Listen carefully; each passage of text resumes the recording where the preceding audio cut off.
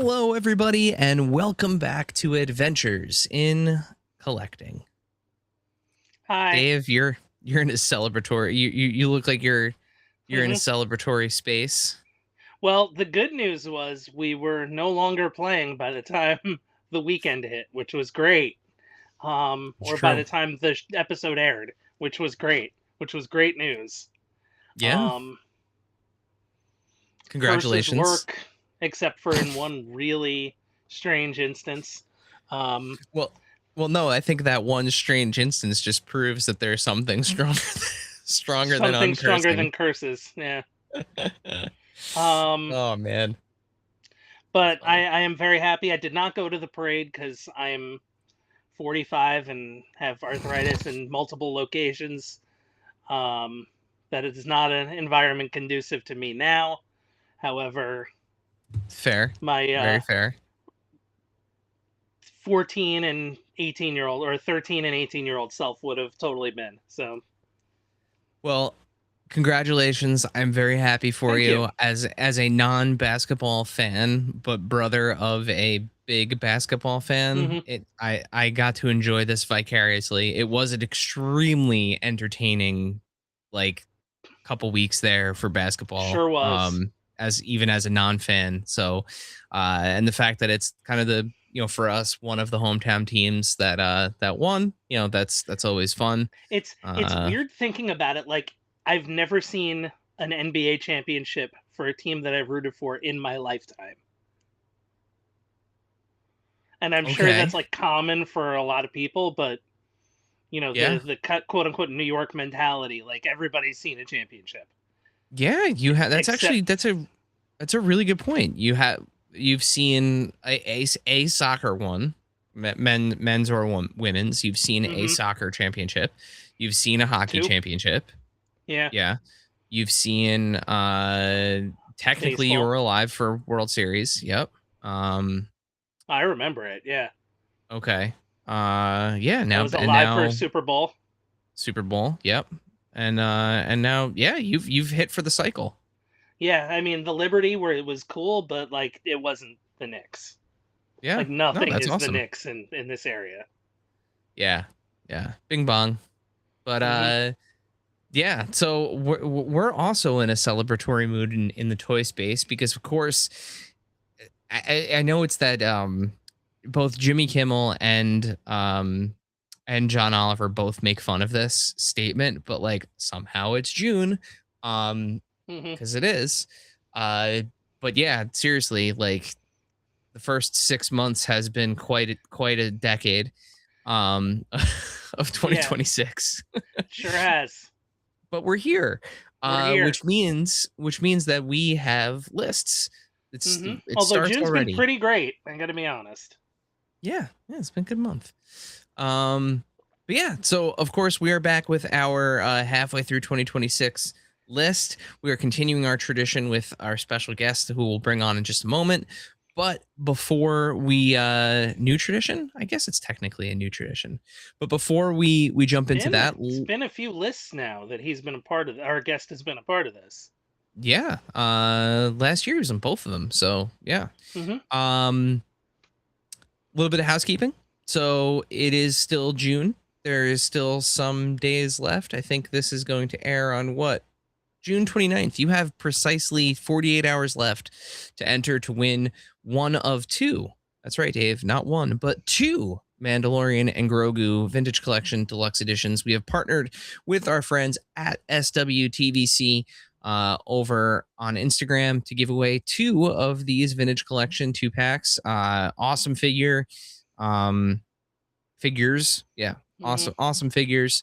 Uh, Great little vintage collection piece and looks great both opened and on card. So you have we'll be selecting two winners at random. Each one will get one of these, and yeah, and make sure you stick around for July. July's giveaway is going to be really cool. It is going to be one of two things, depending on some things that may or may not be shipping very soon. So I have a plan. and then I have a backup. But the backup is also very cool. So you definitely want to make sure you're following us at AIC_podcast on Instagram. Look for those pinned posts.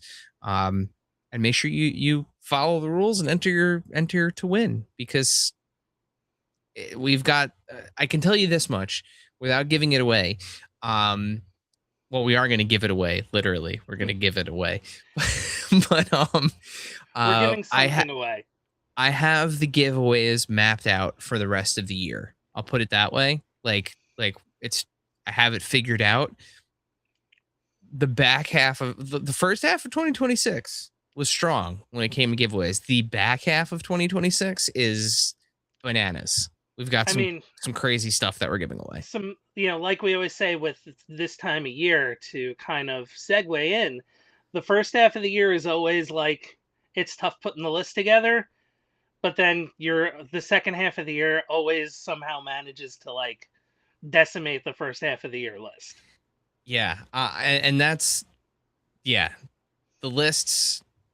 This is going to be an interesting episode, I think, in terms of lists. I think I know, me personally, I've got. And Eric, we're heading into Comic-Con too, so there's going to be some candidates getting announced. Oh yeah, yeah. And there have already potentially been so far with like Yojo June and stuff like that. And if I'm talking about Yojo June, like Lara Croft, Cyndi Lauper, we're getting some bangers. But there's somebody who's inconspicuously without a figure who's pictured right now that is probably going to also, who inconspicuously without a figure. I have completely been bitten by the WWE Supercard bug. Like, it is like deep in my veins. I spend way too much time playing it. Thank you for describing this, by the way, for those of us that are just listening, because I didn't. The this month's event is Danhausen's Toy Box, and it's partnered with Mattel, and I can only imagine that we're teasing into something that's going to be revealed at Comic-Con. For a man without toys, that's an interesting that's an interesting sub game. But from a man without toys, Dave, to a man with a lot of toys. Let's bring on the links.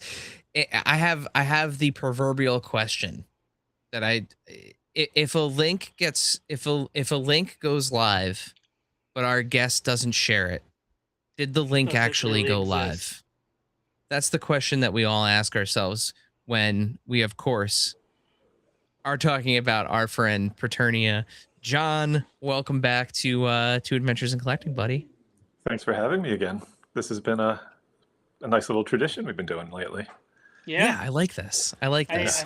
I like this for sure. Yeah, because this is also always very interesting too, because I feel like Dave and I tend to exist in like the mass market, like mainstream toy collecting space, and you always come in with some fun, like, I don't want to say weirdo picks, but like you explore other areas of the toy industry that that Dave and I are not so adventurous in. So this is exciting. I always look forward to your list because I always find out about things that I don't even know exists. So yeah. Well, I hope to continue that. I think I got some stuff. I love your Resident Evil lady with all of your badges on it. Thank you. She's certainly tall enough, isn't she? It's great. Yeah, she's huge, and she's also like, she's strategically, because my wife's desk is like right over here. So like whenever she has an actual like real life work meeting, she has to see Lady D sitting there in the background, and she's been slowly turning her computer to like get it out of her picture for like a while now. But it's kind of torturing my office mate. I'm glad I'm not the only one that shares. So the way that, because like my ceiling is right here, it's pretty low. So the way that we have our office set up, just the way that the furniture worked out with the desks, is the back of my monitor faces her back. So when she's on call, if she has to turn her camera on, most times she doesn't. The only thing that's behind her is the back of my monitor. She doesn't see the madness. So she's very happy You about that. But protect it. like You're protecting her. That's nice. That's good. her You're a good desk person. literally has nothing on it. It's it's the Oh, so most minimalist. it just misses the MCU villains. Yeah, all the MCU villains. I had to take them down Oh, temporarily, at least. Right now it's Ghostbusters. I needed somewhere to put my Ecto one, and that fair was enough. I volunteered that as tribute. So I just have MCU heroes right now on display, but we'll see. We'll see. I'm trying to figure out how to bring that back into the fold. Anyway, we are here to discuss our top tens for the first half of 2026.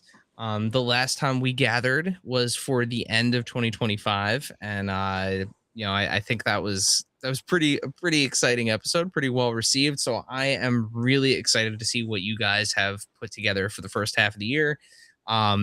As we say kind of ad nauseum on this show, it is a wonderful time to be an action Hmm. figure collector. There's really cool Absolutely. stuff out there. So yeah. Uh, so I guess for those that have not listened, we'll, just some personal rules that we have kind of put together here. In general, the things that we will all have on our lists are things that were released in 2026. So if it is a figure that maybe is a little bit older, but you got it in 2026, that doesn't count. It's got to be something that was released in this calendar year. So as early as January 1. And then for me personally, my rules that I did this year, every year I kind of tweak it a little bit, but this year I I literally don't have any guardrails on it. Like if my top 10 was 5 vintage collection figures or 5 Marvel Legends, so be it. That's the way it was.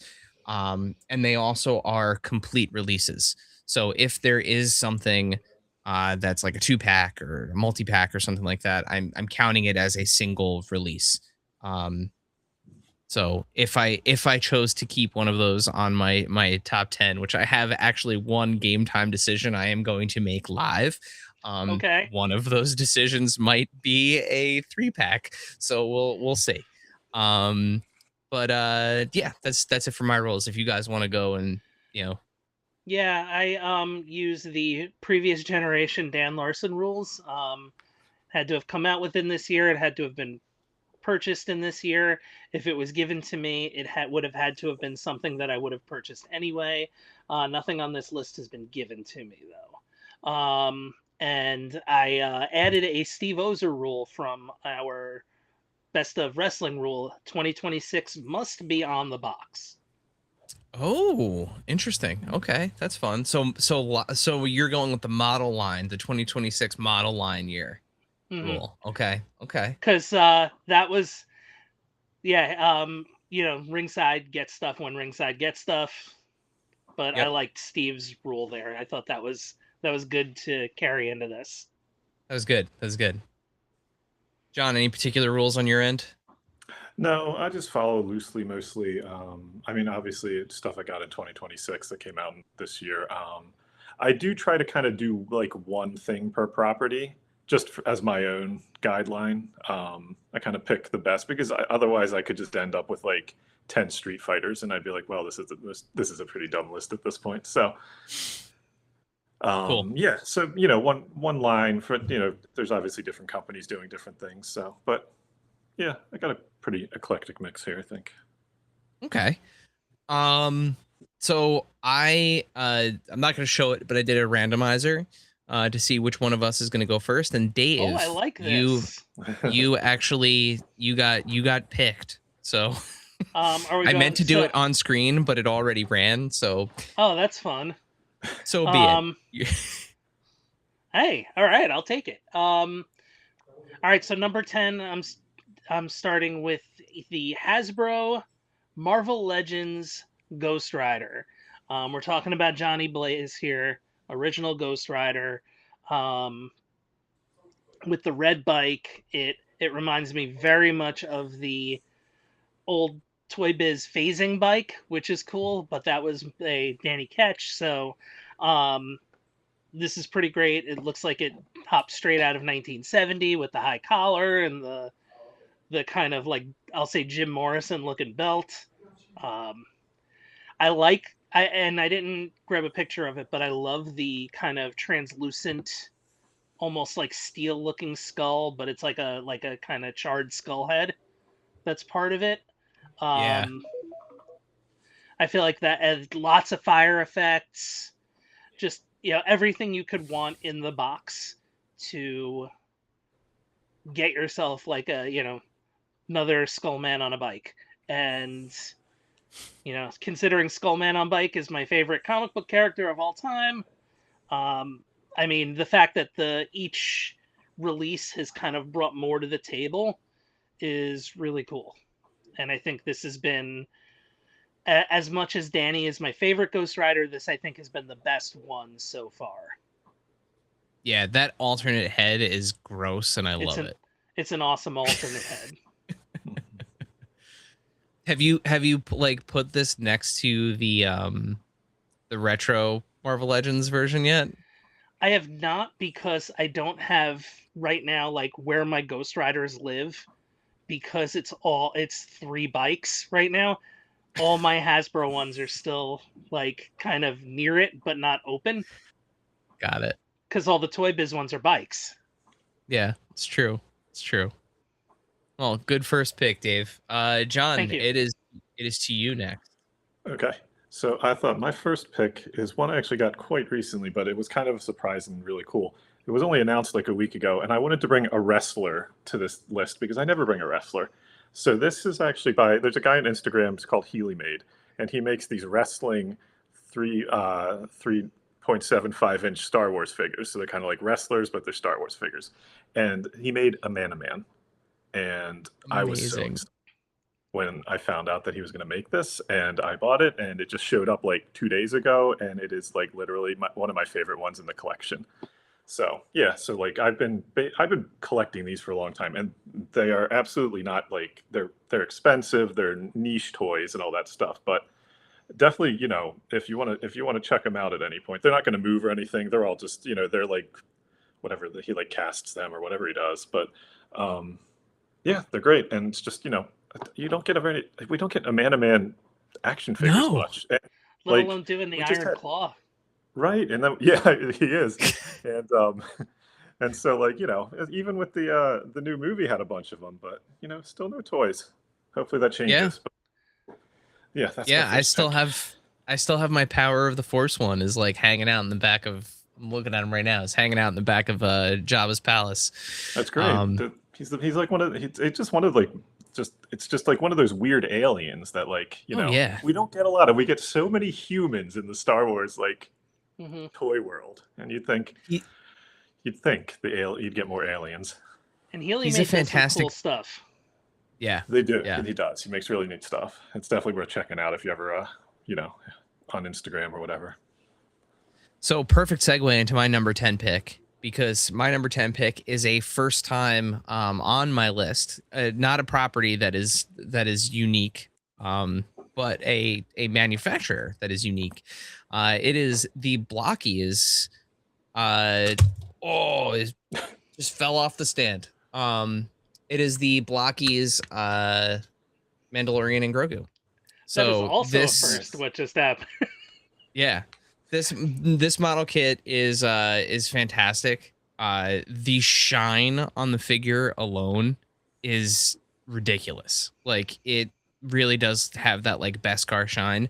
My favorite thing about this is the way that they did Grogu here, and I'll make myself big here for this so that you can see it better. But so they actually give you 2 different Grogus that you build or construct, and the one that sits on the jetpack, he actually just has kind of like a groove in him. Oh, that's cool. And it naturally kind of just like locks in there, and it looks great once it's on. The expressions are changeable, so you can use this expression, like the smiling expression. They give you a like eyes closed force expression, and then they give you a neutral one. They can all be swapped between the two like Grogu figures that come with the kit. Um, and it's really just incredible. I've seen some people take the cape off and do like a cloth goods cape on it, or even just swap it with the Black Series one. Um, they are almost exactly the same size. I don't have the Black Series one handy at the moment, but it is this is really really really cool. I know some of the like face characters have that kind of cartoony look to them, um, by the nature of it just being a model kit. It's not something. It's a snap together model kit, but the like helmeted characters. So Mandalorian Grogu, Bo-Katan, Darth Vader, Stormtrooper, they all look fantastic. I'm really, really excited for some of the stuff that Blockies has in the pipeline. And their price point is just insane. Like for Mm-hmm. what you get, I think this is like a $16 model kit or something like that. And they're Um, everywhere now. Like they're in yeah. Walmart. It's awesome. And like I've been playing with it. This is one of the things that part of the reason it fell off the stand was I was literally just playing with it before we started recording. But it's one of those things that like I haven't been able to put down, and I just keep screwing around with it. And like the armor has stayed shiny, nothing is like smudgy. It's just a really really cool figure. So yeah, that's my my number 10. How did you like building them? So I am admittedly not a model kit person. That's not like a thing that I typically enjoy. But the way that these go together is actually a lot of fun. You don't need any tools. Like you don't need those like nipper things that I have a set. It does make it go faster. But you really don't even need them. You can just twist the pieces off. My first experience with Blockies was actually when I went to Vietnam in 2025, in May of 2025. I had no idea that they even existed, and they had the blind boxes of MCU figures, and there's still ones that have like never come out here. But they were selling them in Vietnam in one of the toy stores that I went to, and I was putting them together in my hotel room while I was like watching TV, and super fun. Like they are like legitimately super fun to put together. And if you screw up, like if you are looking at not paying attention and put something in the wrong way, it's not like once it's in, it's like a forever fit. It's easy to take it back apart and fix it if you're a scatterbrain like me. So yeah, I enjoy it. Yeah. So it's go I was ahead. gonna say it's more Lego enthusiast friendly than model kit enthusiast friendly. Yeah, it's like I would say it's between the two for sure. It exists somewhere in the realm between the two. Okay. Yeah, I built one of the Rivals ones, and the thing I like the most about it is like the sprues come off so easy. Like you don't actually need like nippers or anything for it. It's like they literally like come off, and there's no like residual plastic or anything. It's pretty amazing how they do that. It's actually almost it spoils you, because like then I bought a few of those new DC figures that come with the stuff on the sprues. I was like, oh, these are hard to get off compared to like a Blokey's, which it just like pops right off. Yeah, seriously. Like, Yeah, like when I get off than these Blokey's or Blockies. I always say Blokey's. when I was trying to take the sprues apart on those Mattel figures, I actually had the same exact thought. I was like, I thought we were past this. Right? It's like you made it harder for the kids than. Yeah. Oh, it's seriously. it's like an old Turtles weapon tree where it's just like difficult. Oh yeah. Yeah. Okay. They will come off. Like you don't need scissors for them. The instructions actually in the Mattel ones say to cut them, like to use scissors, but you can twist them off the same way that you previously could do the Turtles ones. Yeah, but good point. Dave, we're back to you. So speaking of DC, this is something we've asked for. If you know the history of the show for a long time, we are going to McFarlane Toys, DC Multiverse, Batman '89, the Joker, the closest thing we could get to Batman '89 Joker without it costing a lot of people a lot of money. But I think it was great regardless. It was perfect. I mean, it's leapt straight off of like the comic version of it and good enough to fit into the movie realm as well. So Yeah. yeah, you know, it was one of those things where when we saw it was announced, everybody kind of knew, hey, this isn't going to be Jack Nicholson, but it's going to be close enough. And I think it's, as far as close enough goes, it's pretty spot on. Yeah. And I was fortunate enough to be in the right place at the right time when Plastic RG put out those custom heads. Mm-hmm. And I was able to secure a set of them. It goes from being like a very good figure to being a lights out figure as soon as you put one of those heads on it.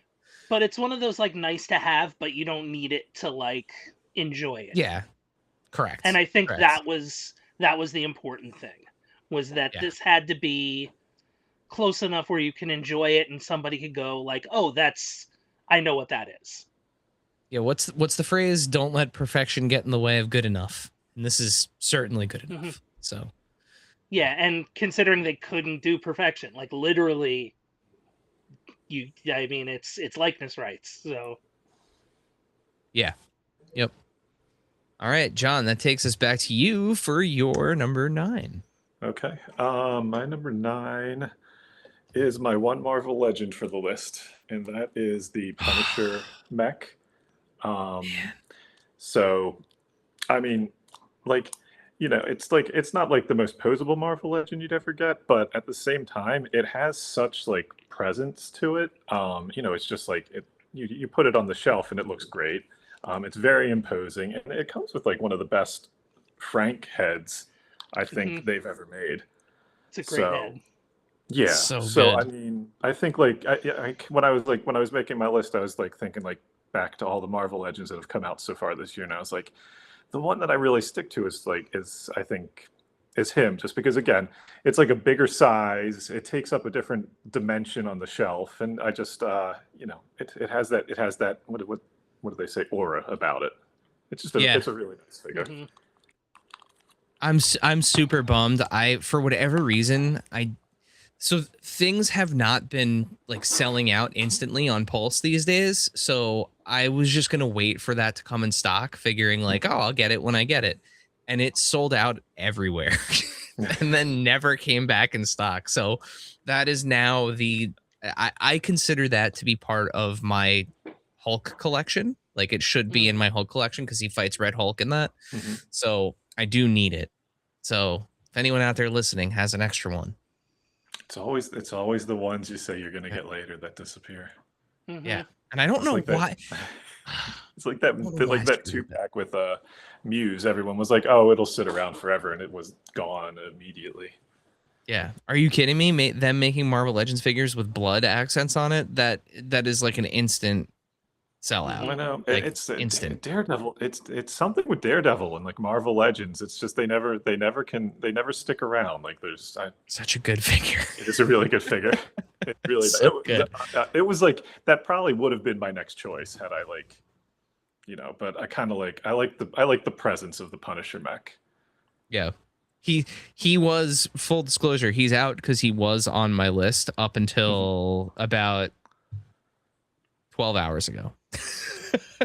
This wasn't easy to pick. Like there's a lot of stuff this year. It's been a good year. It's been good. I have a feeling it's only going to get harder. It's 6 months, guys. Good luck. All right, so that takes us to my number 9, which is and also a first time for me. I think I don't think I've ever had anything from this property on my list. We're going with Masters of the Universe Chronicles Skeletor. Full disclosure, I have not had the opportunity to see the movie yet. I really, really, really want to. I've heard literally nothing but amazing and great things about it. But this figure, you want to talk about aura. You this will enjoy Skeletor that figure figure more when you do. I'll say that. is insane.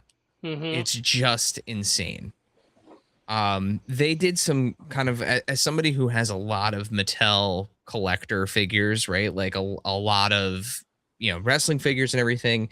The way that they engineered this is so markedly different than anything else that they're doing in any other line. Like I can't say it any other way, but like it's got like the Mafex elbows, those like deeply embedded like pinless elbows, just the way that it moves, the way that it feels, the textured like I'm kind of over plastic capes, but like the way that they did this Yeah. cape, it's It doesn't just look plastic.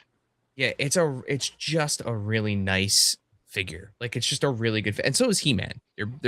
They both could have been on this list. But yeah, I'm obsessed with this figure. I cannot put it down. It has not left my desk since I got it, and I haven't even seen the movie yet. So, yeah. Mattel's taking swings with their collector lines. There's a lot of good, like, I mean, just the Chronicle stuff came out, but like, there's a lot of stuff coming from them that looks really good. Mm-hmm. Like, I mean, even just like like we saw that K-pop Demon Hunter stuff at Toy Fair. Yep.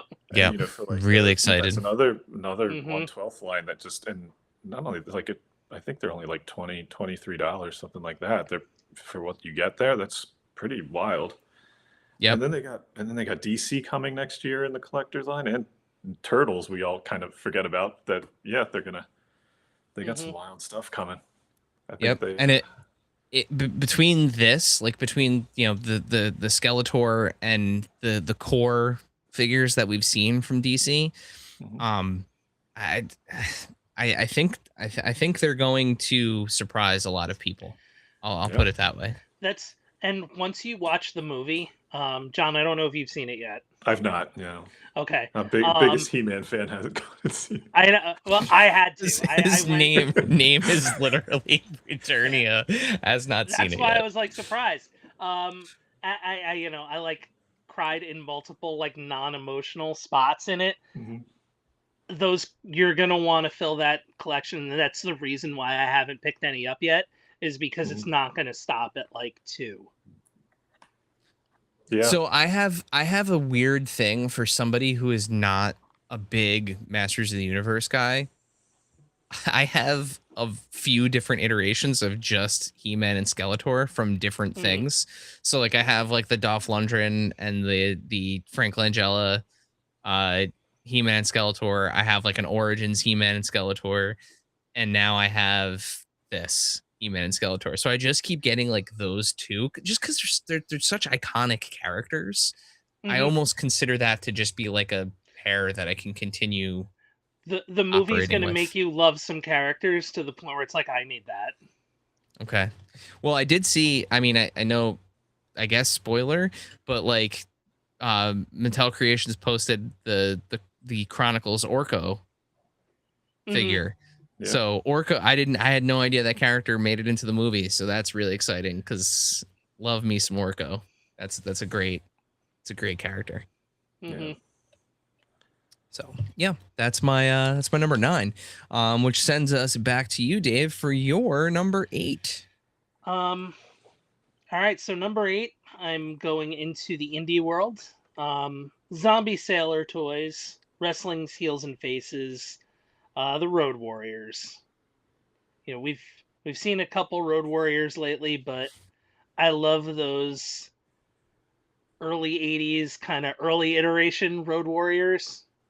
And it's funny, these were my probably least favorite as a kid because they didn't look like the guys on the video game, they had Hawk had the different makeup at that point, and Animals was a bit more refined. But the older I've gotten, the more I appreciate early Road Warriors because it was just like, this is like the destruction era. Like they would just come in and win in 30 seconds and leave people in a heap.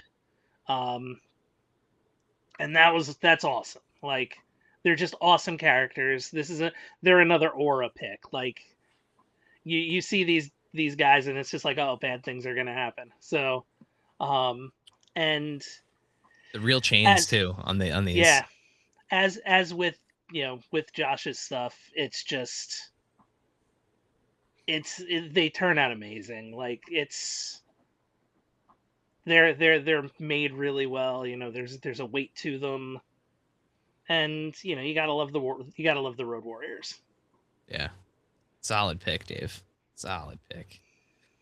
John, back to you for your number 8. Number 8. What do I have here? Okay, so number 8.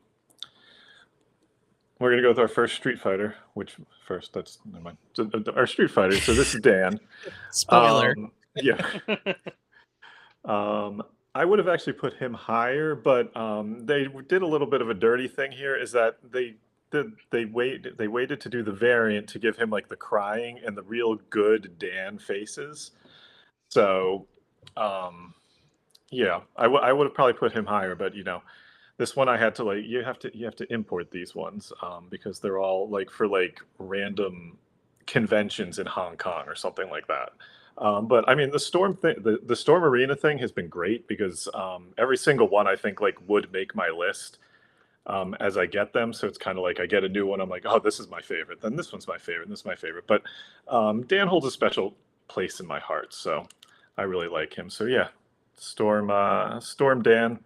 This is a variant, but there's the one with the pink gi, and you could get that one. But you really do want to probably search out. They'll probably have variants available at U.S. conventions throughout the year. And then they include it's kind of like it's a weird thing. Like they're including the better faces with the variants now, so it seems to be model of business. But they're still cheap. I mean, like if you can buy like the regular ones, I mean, they're a $30 figure, so it's like a $30 import.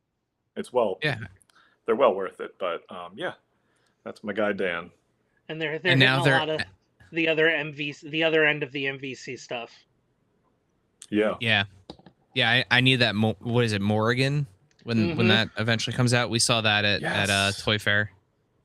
Was that a Toy Fair or Comic-Con? I thought it was Comic-Con. I think. Yeah. Yeah, because the Storm doesn't typically they don't typically display at U.S. shows, or they send them to like with like an anime company or something. Usually brings them over.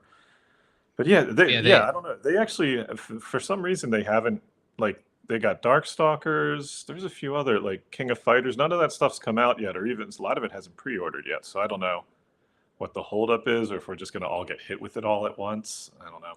But yeah, what's that one? There's that one character that was always in Marvel vs. Capcom that it's like is it not Captain Falcon? Captain Commando? Captain Commando, yeah. Captain Commando, yeah. I'm hoping they get to him as well. Strider. If you want 152 Toys just released a 112 or put up a pre-order for a 112 scale one. Oh, okay. I got to go. They're those guys that do this Beast Box. Do you know what I'm talking about? The things that fold up the little box. They have a 112th line. They just started. So they put up Captain Commando and I don't know who the woman is in the Captain Commando game, but she's like pretty much naked. And then they also are doing like a Sodom and Guy. Oh, so, okay. Like there's a bunch of them coming up that I think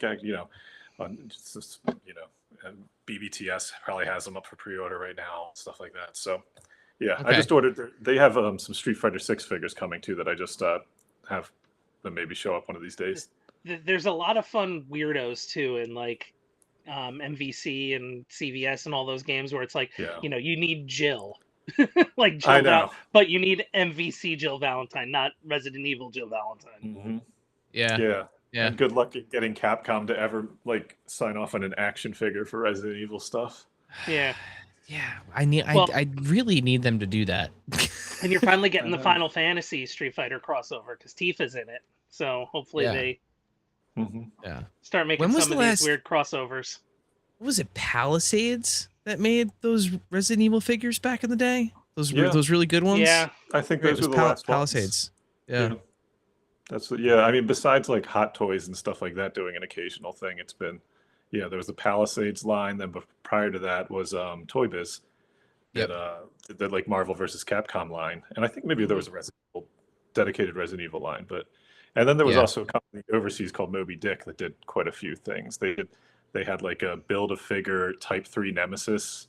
It was a wild Oh. thing. It was really hard to. It was like back when like importing was kind of like not easy to do. So yeah, that was way back in the day. But they were almost like statue figures.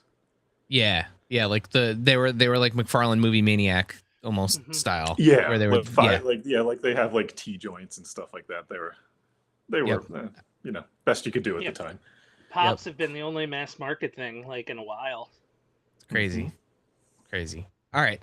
So that takes us to what? Where are we at? My number 8. Yeah. So my number 8 is Nacelle Toys Star Trek Hikaru Sulu, my favorite Star Trek character, with one of the greatest accessories. He's got the Excelsior tea set. It's just so good. This is another one where, like, for a figure that pretty much stands there and holds a teacup, I love the likeness. I love the neutral expression. He's got some cool other accessories too. So like you can take like the shirt flap off, and they give you the version that's like flapped down that you can port in. So like it's like, like off deck, relaxing. And Brian being attention to detail, the teacup has tea in it. Teacup does indeed have tea in it. It's got a really nice friction fit on the saucer. So like the saucer does come off and ports into the cup. He does come with other more, I guess you could say, useful accessories. Like he comes with like his phaser and his communicator and stuff like that. But this first wave of Star Trek figures, like, again, something that we've said on this show countless times, like Nacelle Toys, one of our favorite companies. Like it feels like they're like a family member. Watching them grow from a company that made documentaries about toys to actually making really, really good toys and like attention to detail on them, it's awesome. We've seen now at multiple shows like kind of what they have in the pipeline for Star Trek. The like build a bridge system they're coming out with is insane. They listen to fan feedback. The waves are all like going forward. They're like massive amounts of figures, like 10, 12 figures per wave, which is great. I'm really excited. And the rest of the wave is great too, but Sulu's just my favorite character. And to have a version from, was this part 5, I think, or no, part 6. It's just crazy. But yeah, it's my number 8, Sulu. Very cool. Dave, that takes us back to you now for your number 7. So number 7, I'm going with my first toy on the list that is like a statue of somebody. Every year I go, my favorite thing is when we can have a small version, like just a shrunken down version of a human being. And that's Mattel WWE Elite 125 Julia. Somebody who as a fan of wrestling, like just Japanese wrestling too, like I'll watch pretty much anything. Somebody who's followed Julia in stardom, just instant aura in a human being.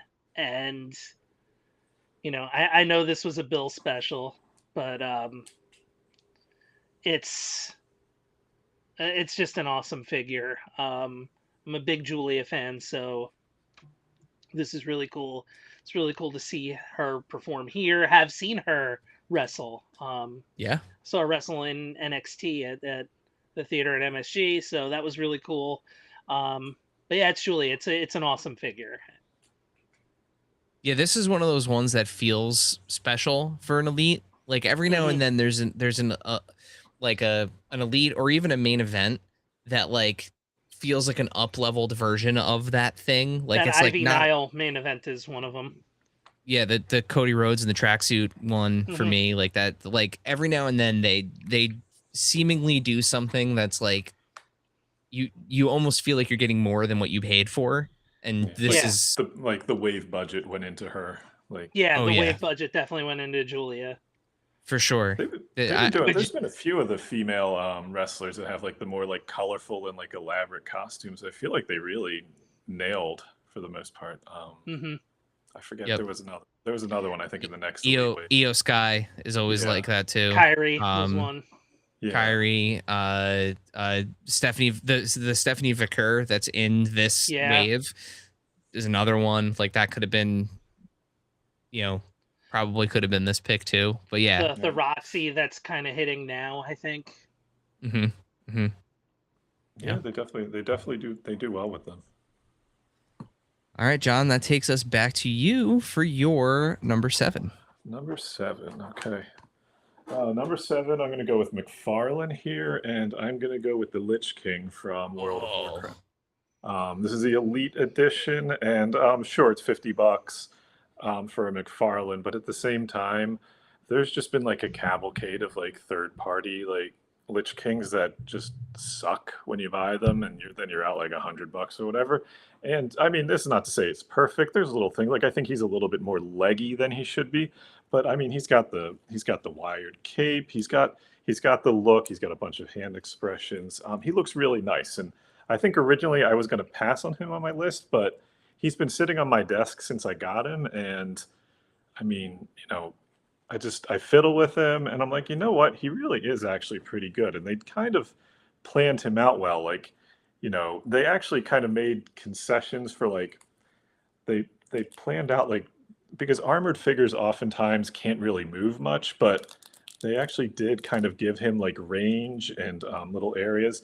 I mean, maybe it didn't work down here because you can kind of see the joint down here, but it does give him a lot of ankle movement and stuff like this. So, I think they tried to like actually make a decent one, and I think this is the best Arthas you can get right now. So I'm pretty happy with it. And I like my Warcraft figures, so Yeah. I'd say this one is pretty good. How does he pretty good. scale with some of the other third-party stuff? Like, does he work like fit in well? Just about yeah. It's just about like McFarlane stuff's just about the same scale as like the like orcs and stuff that I buy. So it's right. It's really it kind of works out well. Awesome. Yeah. Yeah, I've seen him on a couple of people's lists, like early lists, where it's a surprise. Like people who typically don't buy McFarlane stuff have gone in and gotten him. So yeah, yeah. I mean, very he's cool. such an iconic. He's such an iconic character to like. I mean, he's kind of like one of like the most popular villains in the series. So it's just people want a good figure of him, and there's never really been. I mean, for instance, there's never really been video game stuff is so hard. Is so like hard to get really good figures from. And then I know just nowadays there's a lot of third party stuff out there, but there's a lot of stuff can just be crap too. So you really kind of got to roll the dice. But even like as me, who's not a Warcraft person, like I know who that is. Yeah. Yep. So he's like an iconic character in just like the gaming space. Yeah. He's almost like the like de facto Blizzard mascot. Like I feel like when I think of like the logo, I can vividly remember that box art from when that version of the game came out, and Sure.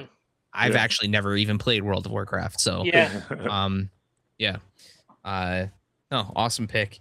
So that takes us over to me, and we are headed to the world of G.I. Joe Classified, talking about a figure that has not left my desk since I got it, and now it's been months. This Cobra Law guard has been sitting on my desk in various forms for the better part of 6 months.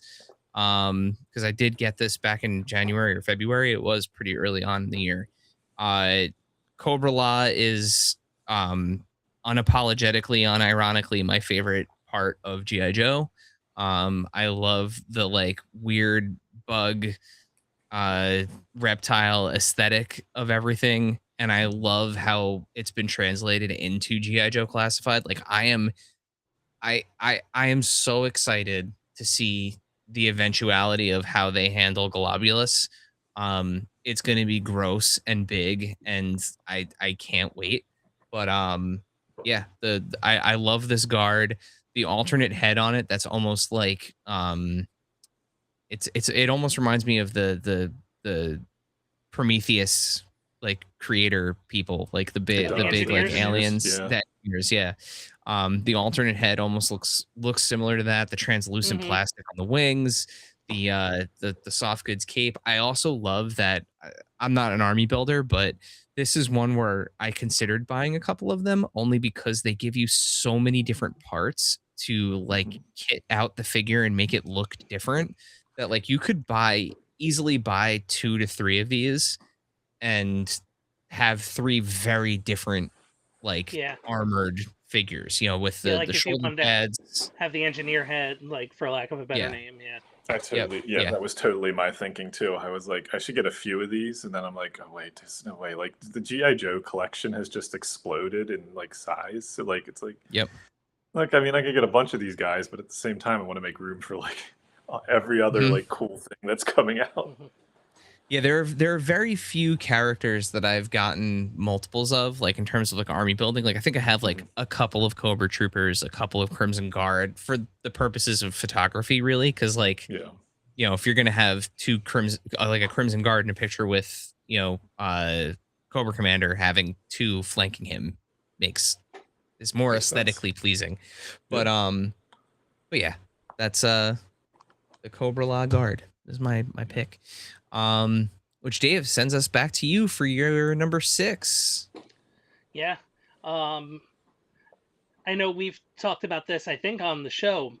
We're on Mattel WWE Ultimate Edition 30 Rhea Ripley. I think you've called it the best Ultimate possibly ever. I think it's the Yes. second best, which we will see what I mean later. Okay. But this is by far one of the all-time bests. I'm still waiting for like a great normal Rhea. I just want a great standard Rhea. We still haven't gotten that, but if we're gonna go ultimate of like a great gear, like just really cool look for Rhea, this is it. Oh yeah. And I still maintain that this is the best Ultimate Edition that they, in my personal opinion, this is Mhm. still the best Ultimate Edition figure that they have ever done. Like I the whole thing, Mhm. the way that they Just the amount of constructed deco on her in general is a lot anyway. But yeah, the combination of the shell with the soft goods, the way that it fits, the way that the everything mask works sits, so it's just, well. yeah, it's the Like the best. mask is near perfect in Yeah. execution. Yeah, Never and the way was an that easy like one to get either. It was always like just it would just be like a matter of like it would always sell out anywhere it was listed. Mhm.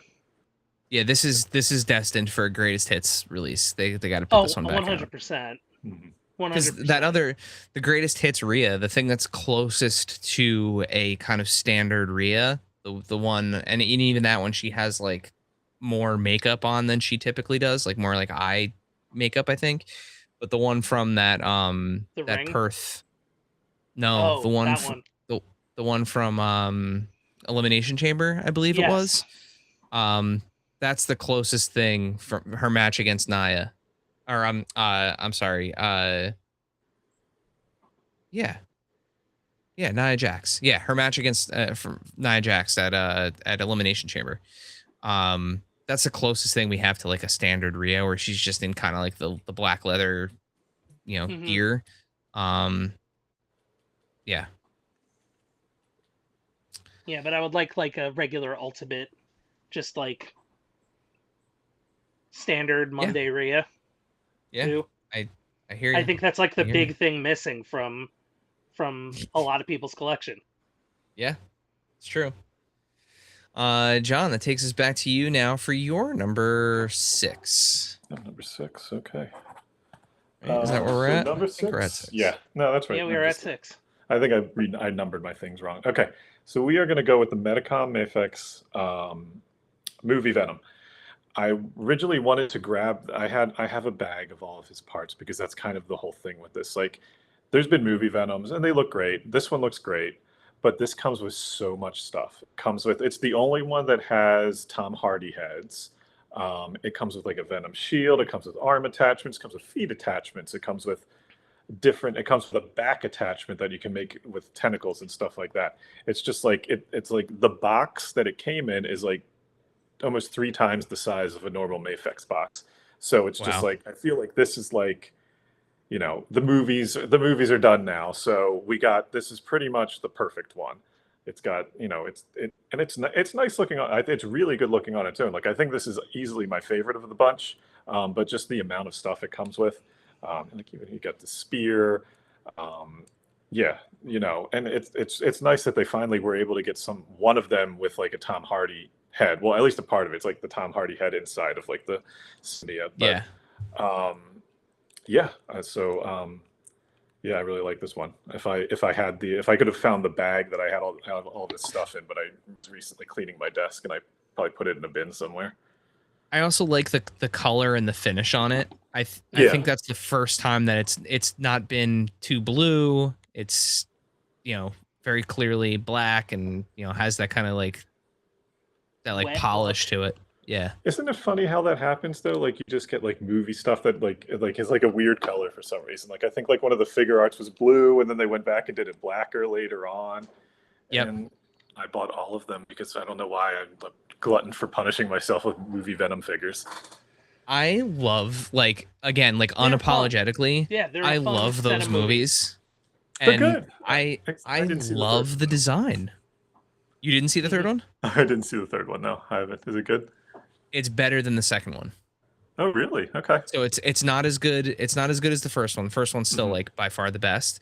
Mhm. But the third one is like a fever dream of a movie. I mean, it Like looked like that from the previews. It's just one of those things. I don't know why I never get to movies. I always mean to, and then I forget. the whole thing with the Venom horse is I cannot remember the last time I laughed so hard in a movie theater Mhm. than I did when the Venom horse sequence happens. Because like Really? the way that it happens and how fast it happens and it's over, Mhm. and Tom Hardy just like what's the term, chewing the scenery. He Chewing the was scenery, yeah. fabulous. All right. Just I'll have to go fabulous. watch it then. I also love the voice they gave Venom. Like it's great, but it's also funny. Like Mhm. Yeah. And I love that it's Tom Hardy doing it too. That's Mhm. the other thing that like, yeah, it's just, it's so good. So good. Yeah. Which takes us to my number 6 from Mafex to Figma. Oh. Ganondorf. Mm. So the Legend of Zelda, Tears of the Kingdom, Ganondorf. I can't remember the last time I have bought so many import figures. Like I feel like I've really like gone in pretty hard on imports the past couple years. Welcome to the club.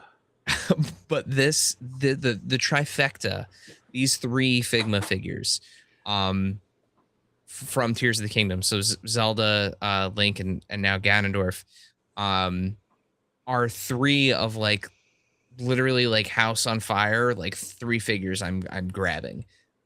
These things are gorgeous, like the amount of detail on them.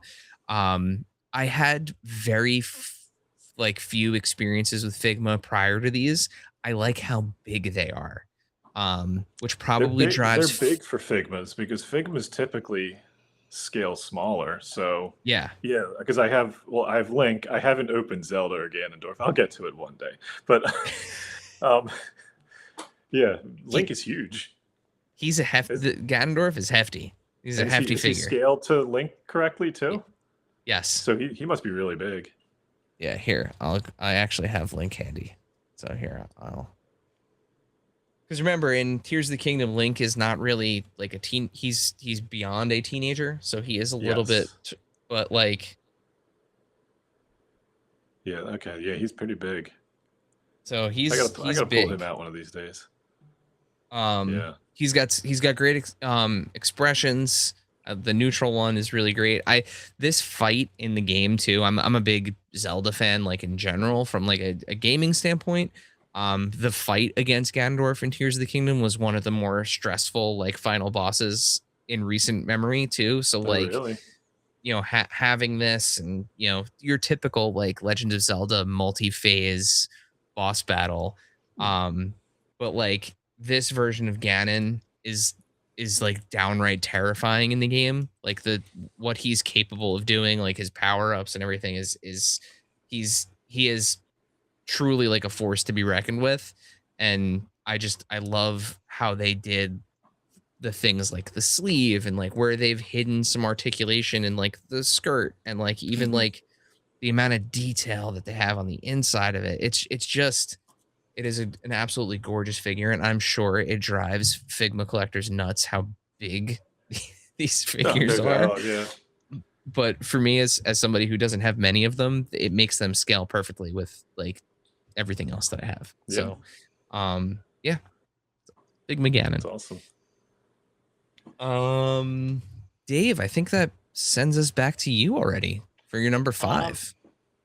So this is from one of my least favorite movies of all time, but a figure Wow. that I think was really great. Great performance in the movie, but yeah, just based off of Eric's response, this one was surprising. But I think this is another one that they nailed.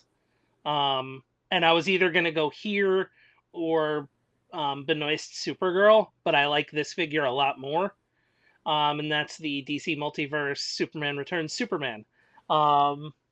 It's just Routh was one of those ones that even though the movie's not great, he's great in it, and he did a great job as Superman. And just to see him having seen him like come back a couple times is really cool.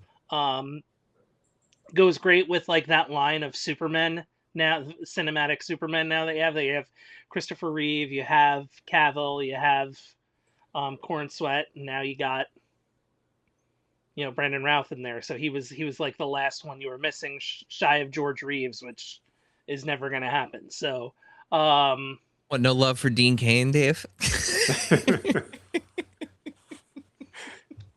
Yeah, moving on. So I mean, I can't imagine it costs a lot to get to get Dean Cain to sign off on his likeness. It'll cost something, but it's. Well, the ship's already passed. I mean, we're not Yeah. we're not getting. I don't think they can go and unless they can hop in a time machine. But this was just a really cool surprise, and yeah, it's Superman, but it nailed the likeness from the movie, and I'm a big fan of vibes, and when figures are basically shrunken down versions of their human counterparts. Yeah. I actually really enjoy that movie, like especially with it being kind of that like spiritual successor to I wanted to Superman 2, right? No, Superman. I think it's supposed to follow 2, right? No, because remember, 2 is not like Donner didn't. It's supposed to be. Oh, that's right. No, you're right. I'm pretty sure it's supposed to be after Superman the movie. Yeah. But he is great, and I watched a little bit of the CW stuff. I didn't watch all of it, but when he came, when they had him come back as like Kingdom Come Superman, that was pretty cool. That was pretty cool. And it's another Lex Luthor land deal, and like but yeah, he's still great in it. Like he nailed the Christopher Reeve-ness of it for sure. And I think that's the thing I took out of it the most, and the fact that they brought the John Williams music back. Like there's the fan service part of it is good. It's just the rest of it that's not. It's a little boring. It is a little boring. I'll give you that. I like how much Todd focused on like how much of like the legacy DC media Todd managed to do now that it's kind of coming to an end. Like he really did like go out and get like he did all the Batman movies, like he got as much Superman as he could. He did a lot. He went in that backlog quite a bit. So I feel like when the timeline shrank, he was like, "All right, time to get all the stuff that was supposed to happen a couple years from now."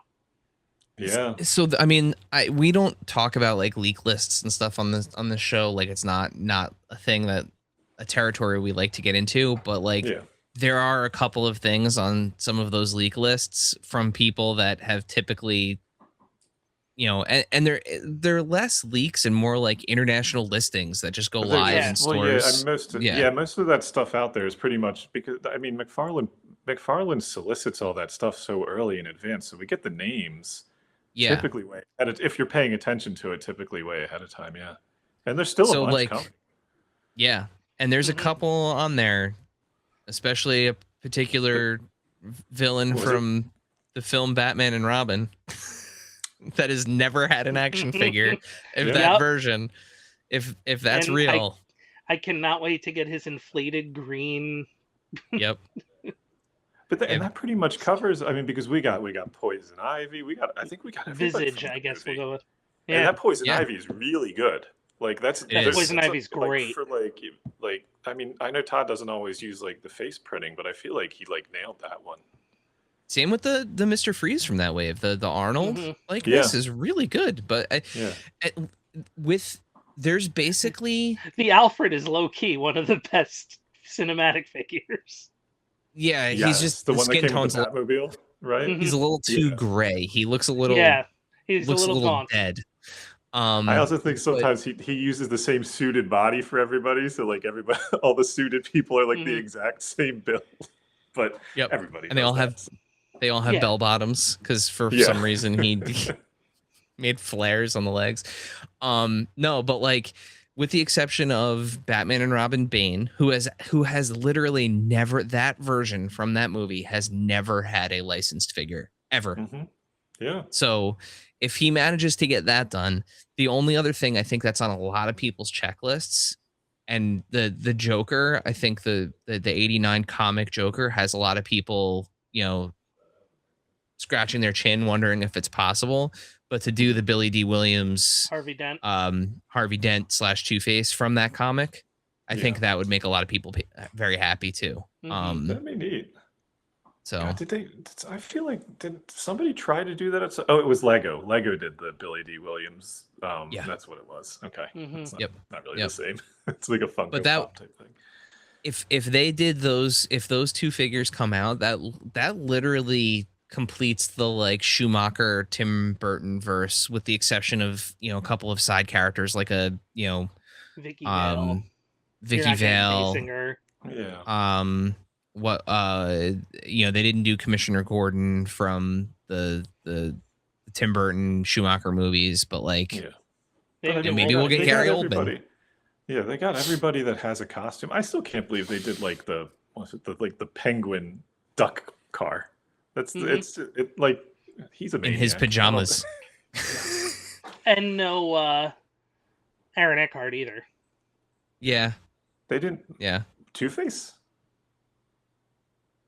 They did him. No, they did Two-Face. Oh, did they? Yeah, he was in Yeah. the first. He was in the Build a Oh, Figure. yeah. Batman That's movie, right. yeah. I have it. I'm looking at it. He was like And one. they did- He was like that's one right. of the. He was one of the first movie guys they did. Yeah, he was in that Mhm. same wave with Scarecrow. Yes, So- you're right. Yeah, he covered a lot of ground. Mm-hmm. And then he did all of the characters from the new Batman, like the Pattinson one. Like he did Zoe Mhm. Kravitz. He did Dude, Colin you kinda Farrell's forget about Penguin. that. Yeah. Paul He did Dano. that Paul Dano's Riddler. Like he did all of that. So I mean, like, Yeah. and even like Did all Supergirl, the like Snyder.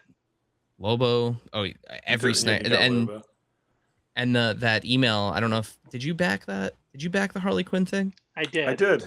Yeah. Yeah. So I got the email about the shipping update. So Did you Mhm. back the full package, or did you do just the Harley? 'Cause I did the I full did- one. So can't I wait did to the get my full. Leto.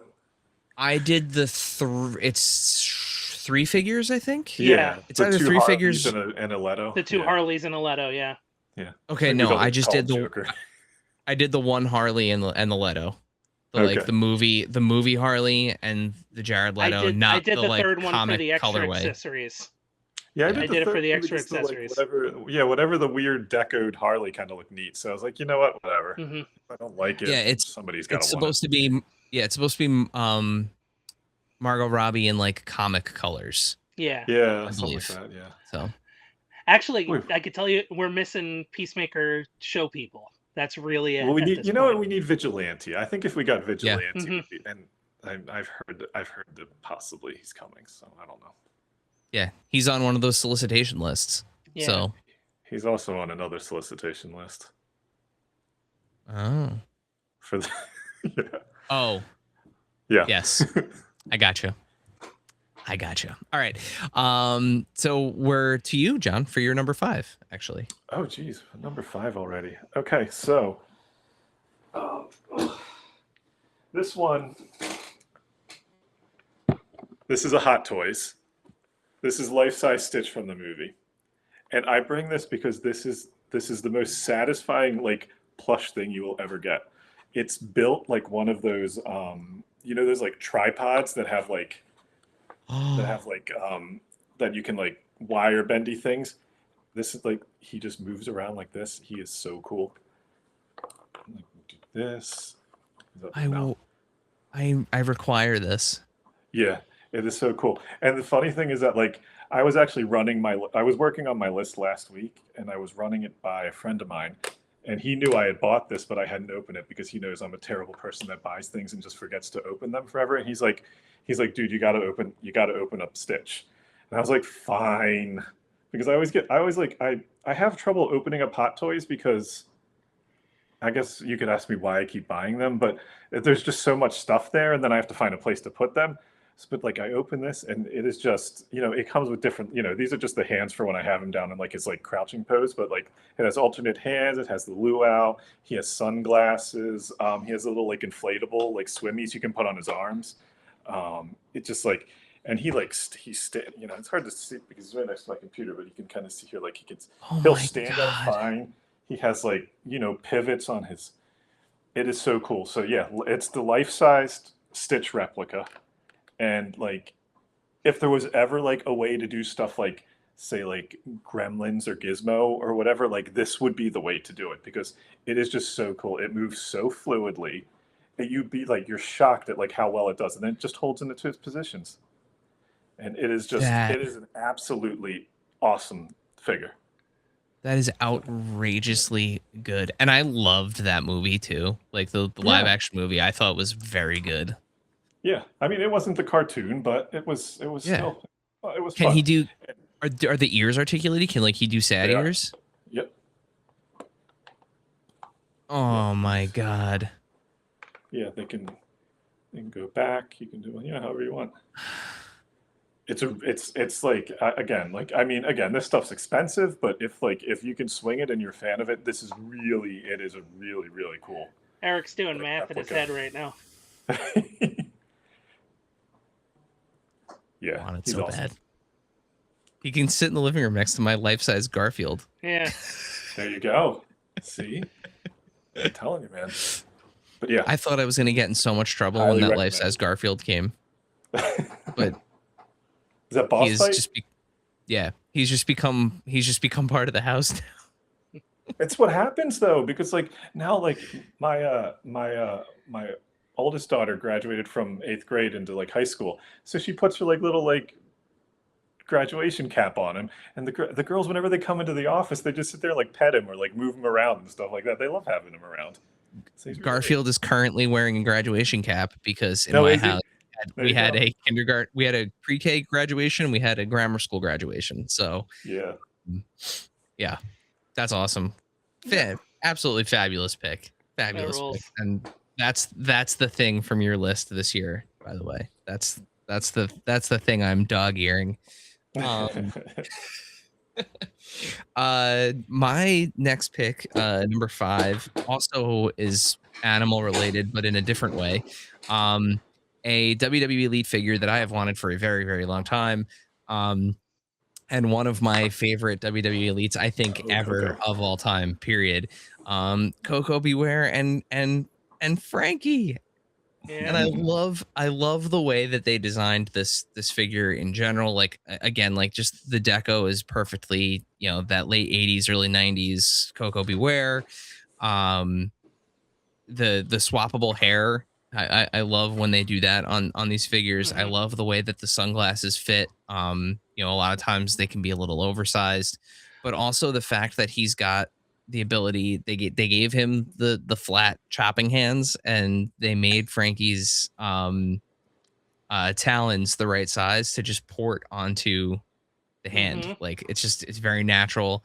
He also does come with the stand, so you can put the stand up and mount Frankie on that too, which is just it's just so good. And nobody does action figure soft goods like quite like Mattel. Everything always fits really nicely. It drapes really well. Uh, yeah, I know this is Coco Beware has been on want lists, mine included, for a very long time, for years now. So the fact that we've got him, Birdman, number 5, And Coco if Beware. you got 2 of those Jim Neidhart legends, one to have who, you could, in theory, put the pants on. You know I did, and you know that picture is coming because I also have a very, very good custom Owen Hart. So, yeah, high energy, right? High energy. High energy. Is that picture is coming? It's coming. I'm telling you, man, Mattel like really excels at those like, I guess like really bright costumes and stuff like that. They really stick out. It always kind of makes you feel bad because like a lot of modern day, like especially male wrestlers, are very boring looking. They're just kind of dudes in tights. Yep. But like yeah, like you get some of those, those legends and stuff that just have those really like bombacious outfits, and like they really do them justice when they do them. Yeah, there's fewer Codys and Punks and more, dudes in tights. Yeah. Yeah. But the dudes in tights are important though because they're cheap to make in the line, I know and they allow the budget. If you see a Gunther in there, you know you're getting like a Rhea. Yeah, if you see Gunther or Roman. No, not yeah, that's true. It's one tattoo. Just black pants, one tattoo. Dave, we're to you for your number 4. And I went there early on my screen, and this does not surprise me in the least bit. Speaking of a low deco budget, but when I saw this at I think Toy Fair, I was like, yes, Phantom Rider, Hasbro Marvel Legends. How cool can a figure that's mostly white? How cool can that figure be? And the answer is very. As Dwight was saying, I wish we had a horse, but yeah, the fact that he's got the guns, they can holster, it adds a little bit of contrast. The silver in it is really cool. The black and white eyes. It's fantastic. Like it's just it's that deep cut that you didn't think, hey, is this ever going to happen? And it does, and it's pretty excellent. It's a banger figure, I think. And that's Phantom Rider, and it goes right into my Oops All Midnight Suns collection. I really want to find a Figma horse.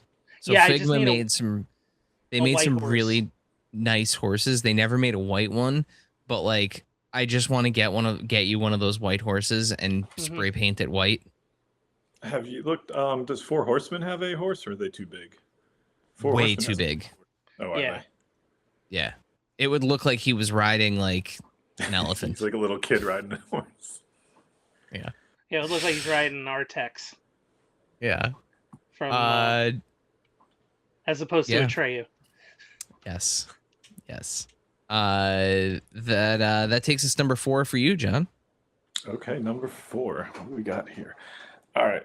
So we are going to go to Bandai and the SH Figure Arts, and we're going to do the Jujutsu Kaisen Toji. This is one of my favorite. My son actually turned me onto this. When he was getting into anime, he had me take him to some of the movies and stuff for this stuff. So I really dig him. I dig his vibe. I think this is one of my favorite ones that Bandai's done in a while. It's a little bit shiny, but other than that, really expressive, moves really good, holds his weapons really well. He also comes with like the cursed spirit that you can wrap around him, just there's a lot. I've actually really enjoyed the JJK line that Figure Arts has going. So, but this one by far is one of my favorites. I like the new articulation they've been using on people with baggy pants, like the new like knee articulation. It's really Like nice. this, it's also like It's it's a really good. single joint too. It's kind of funny how we've gone back to like finding ways to make single joints out of certain things. And they do that a lot, like especially in the Dragon Ball line. There's a lot of when the guys that have baggy pants, they do a lot of single joints. It's interesting how they kind of go back and revisit what works and what doesn't. And yeah, I think they're. I don't know if maybe it's a sensibility of trying to streamline the sculpt or whatever, but yeah, single joints have come back a bit for certain things, which I think drives some people crazy, but it doesn't bother me. Yeah. I mean, if it looks good and can do what the character can do, then who cares? Yeah, it's exactly it. Which takes us to my number 4. My number 4 is my is it my only? I think it is my only entry from McFarlane on my first half of the list. The Elite Edition Spawn. This is another one that's been on the list for months now. Listen, they keep taking stabs at Spawn. You know, the Kickstarter was really good for, you know, the fact that it's a statue. You can't really do much with it once you have it on display. I have very limited display space and I can't put it out. Like the cape is too cumbersome. It's too large. I don't like that the reds are so dark. I don't like that he's got the big like V2 boot on him. Like I want a classic like violent red Spawn. And this figure did that. It's got the nice big cape. It's got the big whatever you call the things on the side of the cape. I always just thought it was like the craziest pop collar of all time. Like yeah, collar. That's the word I was looking for. I made one teeny tiny modification to this figure, which is the clasp. It drove me nuts that everything else was real chains on it except for that. So all I did was snip the plastic chain off, and I literally took I borrowed a couple of links from one of the chains that's hanging on him, and I clipped it and I glued it into place, and now it's as perfect as I think you could get for you know, a mass market Spawn. Again, part of the Elite collection, so you know, this did run, I think it was like 50 55 something like that. Yeah. Yep. But it's got the hamburger head. It's got the different hands. It's got plank with nail, which is, we've gone back and forth over the years saying plank with nail is one of the greatest accessories ever made in an action figure line. And yeah, he just has that nice like perfect silhouette. So yeah, my number 4. The apology Spawn for the after we back the Kickstarter, we get the one without the big shell. Yep. So may that forever live in a box in my basement. I know. Same. It feels so bad. I came upon it the other day and I was like, oh, I really should try to get rid of this thing. It's like that in the year 2 Batman. Like, I don't know where it's going to go. Yeah. I don't even know. I don't even know what the aftermarket is on that Kickstarter Spawn. I don't want to look. I don't think it exists anymore. You could probably just donate it at this point. I'm just going to leave it in the box. It's just because here's the thing. Ultimately, it still looks really cool. It's just I have nowhere to put it right now. Like even like I have the Kickstarter medieval Spawn out. Like that's I think displaying it in the clamshell is actually the way to go. Probably. I actually pulled the cape off of my Kickstarter one because I know it's glued in there, but I just pulled it off, and it's a it's a McFarlane articulated figure underneath, so it was fine. But it was like then it didn't have the cape, and I was like, at some point I was like, should I get like a third-party cape? But I just never did. And then so he's just capeless Spawn. I mean, I actually wonder if I transfer the cape from the Elite onto that one, if it would look any good. You could have be light. That's the only issue. The red's not gonna. I can send you. I bought a $20 cape because prior to this Elite one, I used the Call of Duty Spawn, maybe the first Spawn that they put out that had the cloth cape, Oh, because it really? wasn't Okay. glued on. You could literally Uh-huh. just slip it off of his head, and you had like just a Spawn body. Oh. I bought a really nice $20 cape Mhm. that I put on that figure, and it looks fantastic. It would also look really good on the Kickstarter Spawn. I'll send Oh, you a okay. link. Okay, thank you. Dave, we're back to you for number 3. All right, I alluded to this earlier. Greatest Ultimate Edition figure of the year so far. Mattel WWE Ultimate 29 Dirty Dom, the greatest Dirty Dom of all time. You no longer need to buy another Dirty Dom unless they make one with the AAA Mega Championship, which I hope they do. But yeah, it's perfect. It's his goofy face. That's why I picked this photo. Like it's the perfect figure for Mattel for WWE. Happens more often than you'd think, but not as often as you'd hope. And this is one of them. This is one of those ones where when they first showed it, I'm like, oh, they made the best Dom. Like they made the last Dom you need. And it's 100% accurate. The shirt, the vest is part, like it's just great. Yeah. The only thing that we're missing from like our Dirty Dom collection, we need the like scared heel face.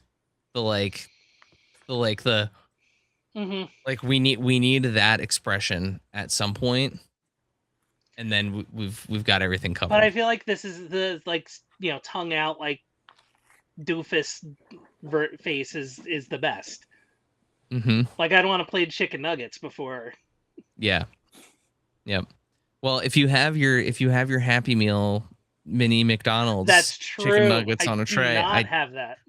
I took that picture. I took the picture of Roxanne, of Roxy giving him the nuggets. Yeah.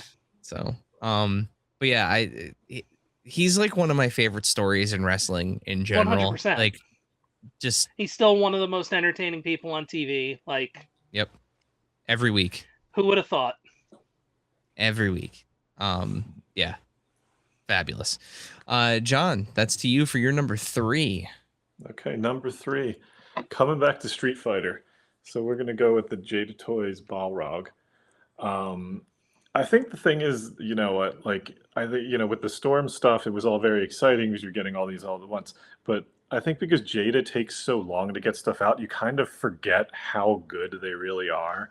And there's just so much like here to this one. Like I got him and E Honda about the same time, and realistically, like um, they probably could. I could go either way with either of them, but just the way they are able to make it articulate such a big guy like him. But they really neat stuff in here, like how you kind of hide the butterfly is kind of hidden by the is basically his shirt, so you never have like that break in sculpt, and it's always just it's always just there. But man, he gets into really good poses, and he has great facial expressions. And on top of that, like at San Diego, we're gonna get an entire head pack of all the beat up faces. It's so cool. The You Lose, and he actually comes with You Lose boxing gloves that are damaged. Yes. Yeah. So like I mean, credit where credit's due. They really do kind of. I mean, first of all, they're the only company that's ever completed a Street Fighter line. Like now that we Zangief pre-order, I think that's the entire roster. So then they're going to do that like head pack to kind of finish it off. But it's impressive that they did that.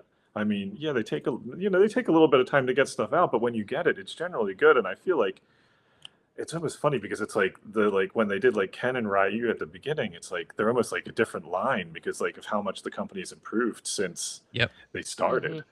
Yeah, they're just they've mostly kept the prices pretty good for these. I think like this is like 30 or 35. Yeah, the bigger characters are like I think 30. Yeah, like 40 at most, I think. So, and it's like, and again, that's just kind of like in line with what things cost nowadays. But they're great. They put a lot of thought into like how these guys move and like where the exposed joints would be and stuff like that. And it's really impressive stuff. And I think it's just, in general, like just them completing this line is impressive in itself. Like I know they take a long time to do stuff, but at the same time, they did it. And you don't get that very often, especially for a video game license. Like a Street Fighter line will get like Chun-Li, Ken, Ryu, and then it'll die. And Bison. But yeah, and Bison. And so Maybe we got them. yeah, We got them all. We got the first like DJ that's ever been made. We got I think everyone else has been made in something, but yeah, DJ was a figure. I think Fei Long too. I don't think there's ever been a Fei Long. I think that was the first. You might be right. Yeah. Fei Long. Unless I also like how they did the player 2 fire effects. They did some player 2s, like we got in that the San Diego set last year. We got like what Bison whatever fired the flame effect person thing. Yeah. Like and I think they also did they did like a couple variants for everybody, but they didn't go crazy with it. And I think I actually kind of like that because like I don't need with Storm. I'm getting 7 color variants for each person, and it might actually be too much. But no, Balrog is great. Like I think probably maybe one of my favorites in the line. Yeah, the E Honda. If we had done superlatives for the halfway point, E Honda would have been on my list for the best action, like frozen in time accessory. That multiple hand strike thing, the way that works is unreal. It's and it photographed so well. Like I was completely blown away. Like when I took it out of the box, I was like, how does this work? And then like you pop his hand off and like slide the wrist in and then put the hand back on to like lock it into place. Yeah. Just masterclass of crazy. Even with their Mega Man stuff, like they've done I'm surprised. I wouldn't be surprised if they continued on with Capcom in some form or fashion. I mean, I hope so. I have yet to get a Jada figure that I don't like. Yeah. There isn't a single Jada release that I own that I dislike. All of them, down to the Scooby-Doo figures. Because I wanted, of the 4 new challengers, she's my favorite new challenger. So I wanted to get. I was like, I'll get Cammy, and it's so good. When I opened Akuma and realized that the way they articulated his feet, he can stand on his toes and lift his heel out of the sandal, but the sandal doesn't actually come off his foot. I literally just sat there and looked at him pose like that for like 10 minutes. I was like, how did we get here? This is crazy. Yeah. I know, just the fact that Jada was like making it, I was tempted to buy those figures from the GOAT movie, that basketball GOAT movie that they made. They like out of the blue, they're like, Jada made figures for these. So like, I mean, I don't have anything for it, but they kind of look pretty good. But I didn't. But it was definitely I did not get the GOAT figures. Oh, okay. I didn't. You didn't get the GOAT. I did not spring for the GOAT. That takes us to what? My number 3? Are we at my number 3? You're number 3. We're 3. My number 3 is my my representation for the vintage collection on this list.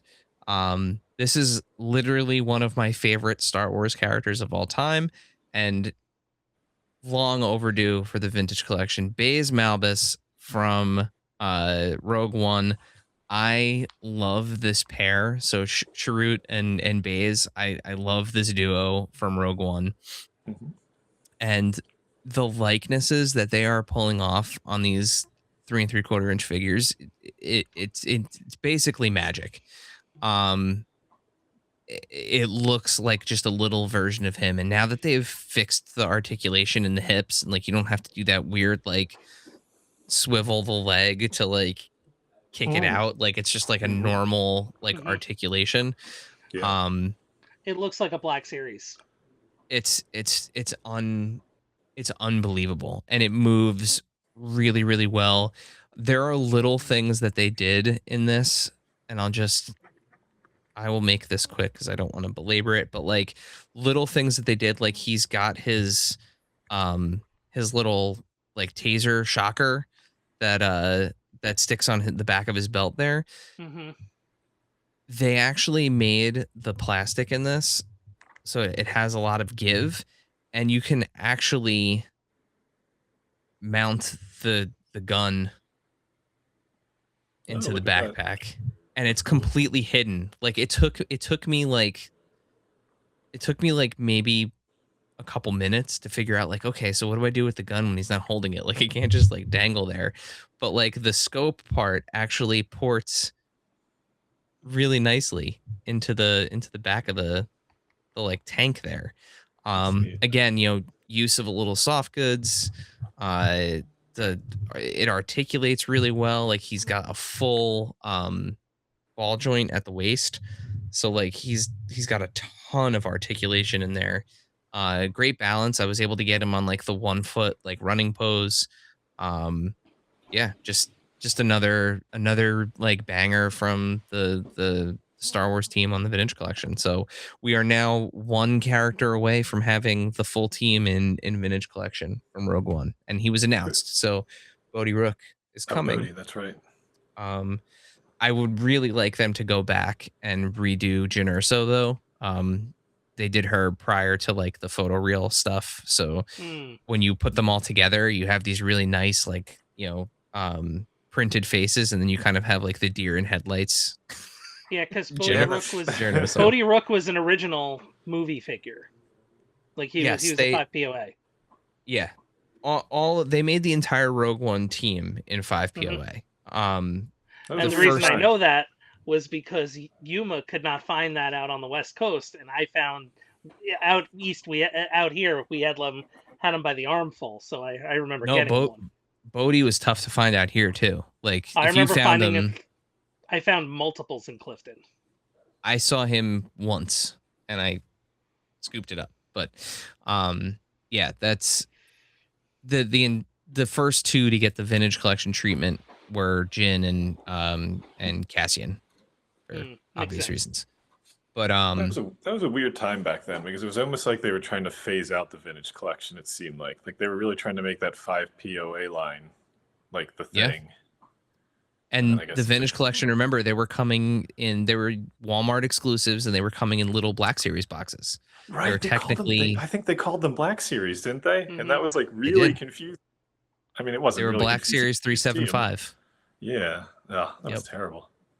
I don't know what they were and thinking. that Jyn Erso, so like the Jyn Erso that was in one of those Black Series boxes, that same exact figure with no changes was repackaged as Vintage Collection. So like no aesthetic changes. They literally just put that.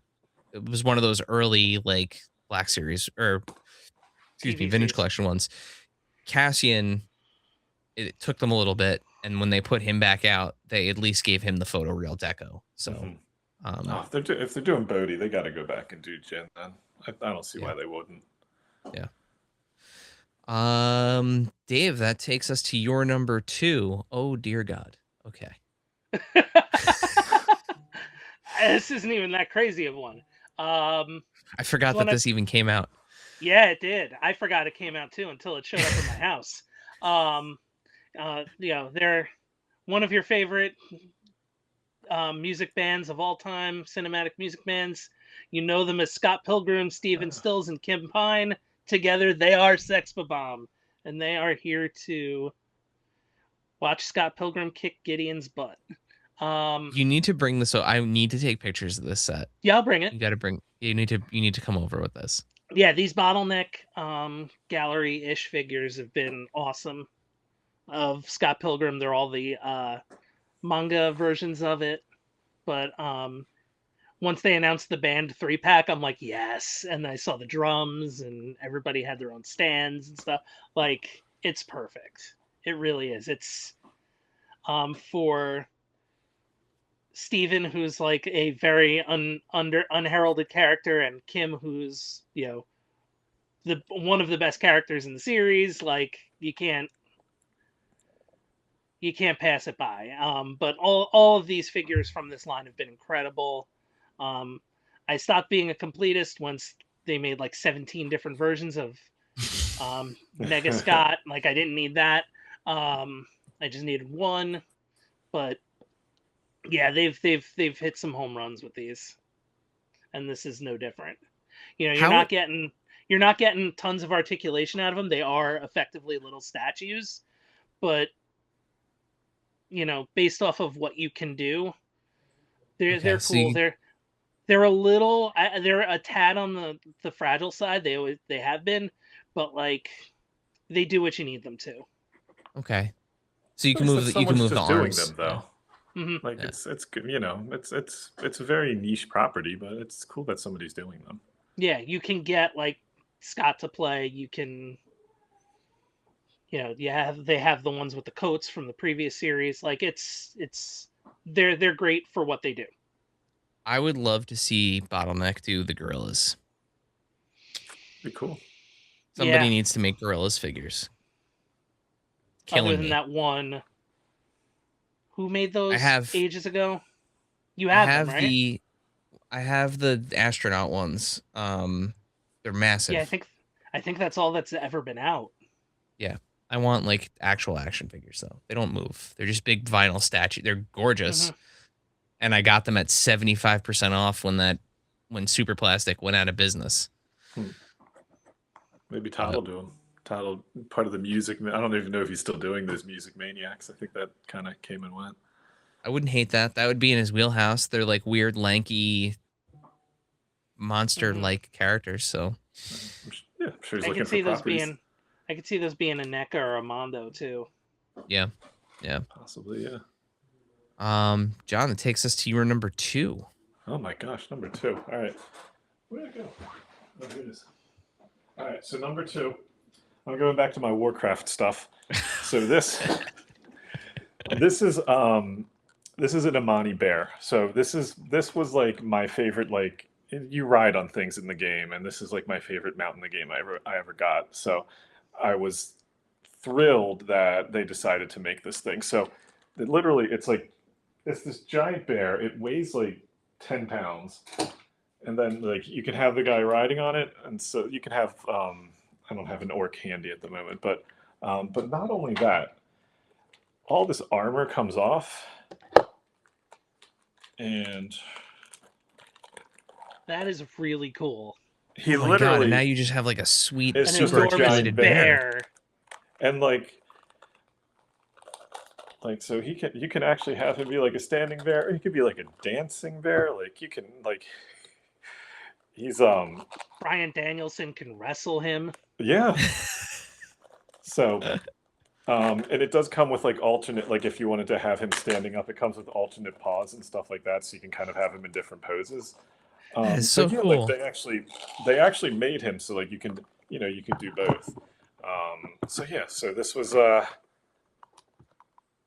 I love this guy because again, I kind of had a sentimental value in it because it was like the one like mount that I really enjoyed using in the game. But then they made that specific one for some reason. And then the fact that you can just like actually have like a bear that can just exist and be That gigantic. rules, though.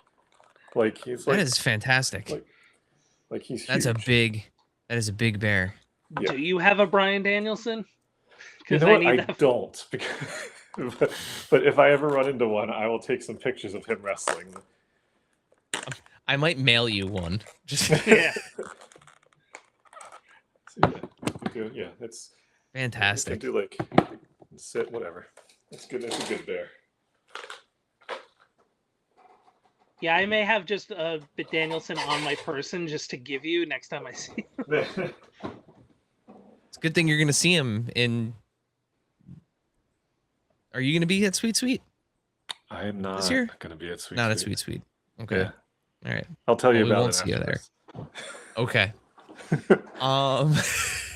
So that takes us to what? That's my number. You're number 2. Number 2. My number 2 is a household favorite. Something that has been on the shelf that my kids love. It has become their favorite version of this character for all the insane reasons, but the SH Monster Arts Shin Godzilla. I love this movie. It's ridiculous. The design of Godzilla in this movie, their designs plural, are ridiculous. It's so gross. I love the colorway on this, like the kind of pearlescent purple. The amount of articulation that they added to Shin Godzilla here is just it's gross, it's crazy. I love it. The whole figure kind of has this like translucence to it. I don't know how well it's coming across on camera here, but um if you are at all familiar with how weird and gross this movie is, this is the figure that I think best captures that weirdness. Especially like the anaconda like unhinged jaw. Um yeah, it's like it it's just it's so gross and I love it. I'm still holding out hope for doofy Slug Godzilla. Oh, they're it's coming. Okay, It is up for awesome. pre-order. It's like a 3-pack, right? You get the 3 phases The before three this. the three previous phase that rules. I Yeah. might need that. Yeah. But like it one of the things that I love about action figures is when they can hit a silhouette. And like if you're at all Hmm. familiar with that, The the movie poster. poster, Mhm. like it it is right there. Yeah, I love It's this got his figure. weird The T-Rex arms. Like it's so the good. I the like that the t- you almost need a stand for his tail. It's so big. Hmm. well, the new articulation that they add, because I know this is technically a re-release. It's a different colorway and it's a new articulation scheme. But I had the older one. You could not keep the tail like this. It would literally like fall apart under its own weight. This thing, Hmm. Yeah. they completely re-engineered Oh, did this. they? Did they? Yeah, I Yeah, have the original release. So yeah, and it holds that position that's nice. and stands like you don't it, I've had it on display like this for again for months and it stays there. I It love that can't. that's everyone's favorite now. Yeah, yeah, we've got a speaking of bottleneck gallery, we have a bottleneck gallery poster of Shin Godzilla hanging in our living room. That was a gift for a 5-year-old, Hmm. and it's her favorite version of Godzilla. She thinks it's hilarious. Like she doesn't It is. understand the body horror of it yet, Hmm. but like yeah, she thinks the eye, like its eyes are weird. Like she just thinks it's like the little kid Cassie from Ant-Man. It's gross. I love it. Uh yeah. So that's my number 2. Bandai SH Monster Arts Shin Godzilla. Um and we have arrived at our number 1s, gentlemen. Wow, we're there. Um Dave, your number 1. This should come as no surprise. It's been my favorite since I've gotten it. Mattel WWE ringside exclusive defining moments Penta. Its debut Penta from his first night in the company. Cero Miedo. Um, it's such a good figure. Like we've seen great Pentas, and now we've seen like greater Pentas. But the thing that I think is the coolest about it is the mouth, swappable mouths for different expressions on Penta, because Penta is a very expressive wrestler, very facially expressive. Like he looks cool. Like he's one of the coolest looking wrestlers on the planet. Super toyetic, and they have now the new swappable mouths. But the swappable mouths exist on all 3 pentas that exist. So every mouth that you get moving forward is going to be swappable with every penta, Yep. including the main event, including the red one that just came out. Um, that tease of an ultimate, hopefully that's coming, and hopefully that has the same tech. Um, but Yeah, and it's the other thing is just, he doesn't change his mouth makeup either, which is mhm, great. yeah, it's just so like based off of what they've done with Penta. Um, you know, I can only hope that Danhausen is gonna like have some cool stuff too. But the Pent, it's single handedly the coolest wrestling figure that exists. I think. Um, I just love it. I've been blown away by it from day one of having it. You got the hands, I mean, the tattoo, deco is great. Like the fact that it's in a 2-figure line means that they could do everything that they needed to with it. And the proof is in the pudding because it can't stay in stock.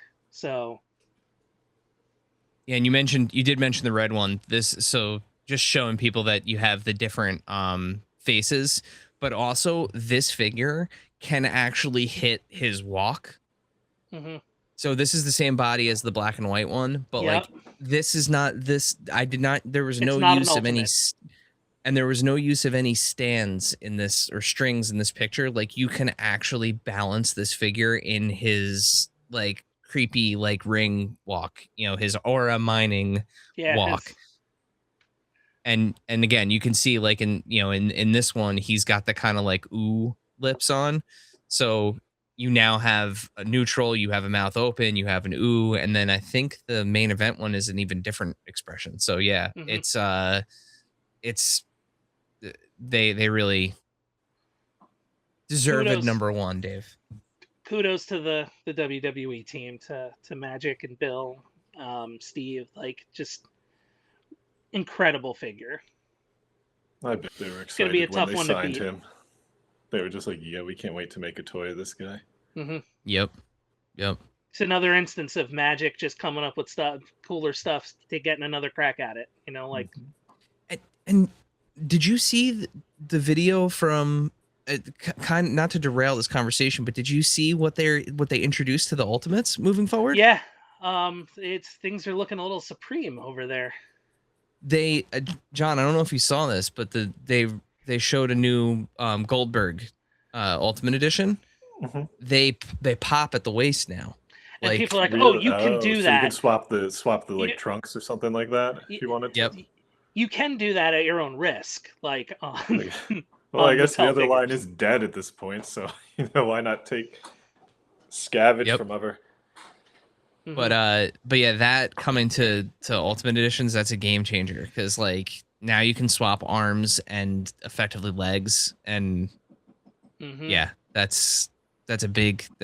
is a game changer for Ultimate Edition because there's a lot of figures out there that like especially some of the when you go between like ring gear and what do you call it like promo gear, like being able to do like sculpted pants, and yeah, there's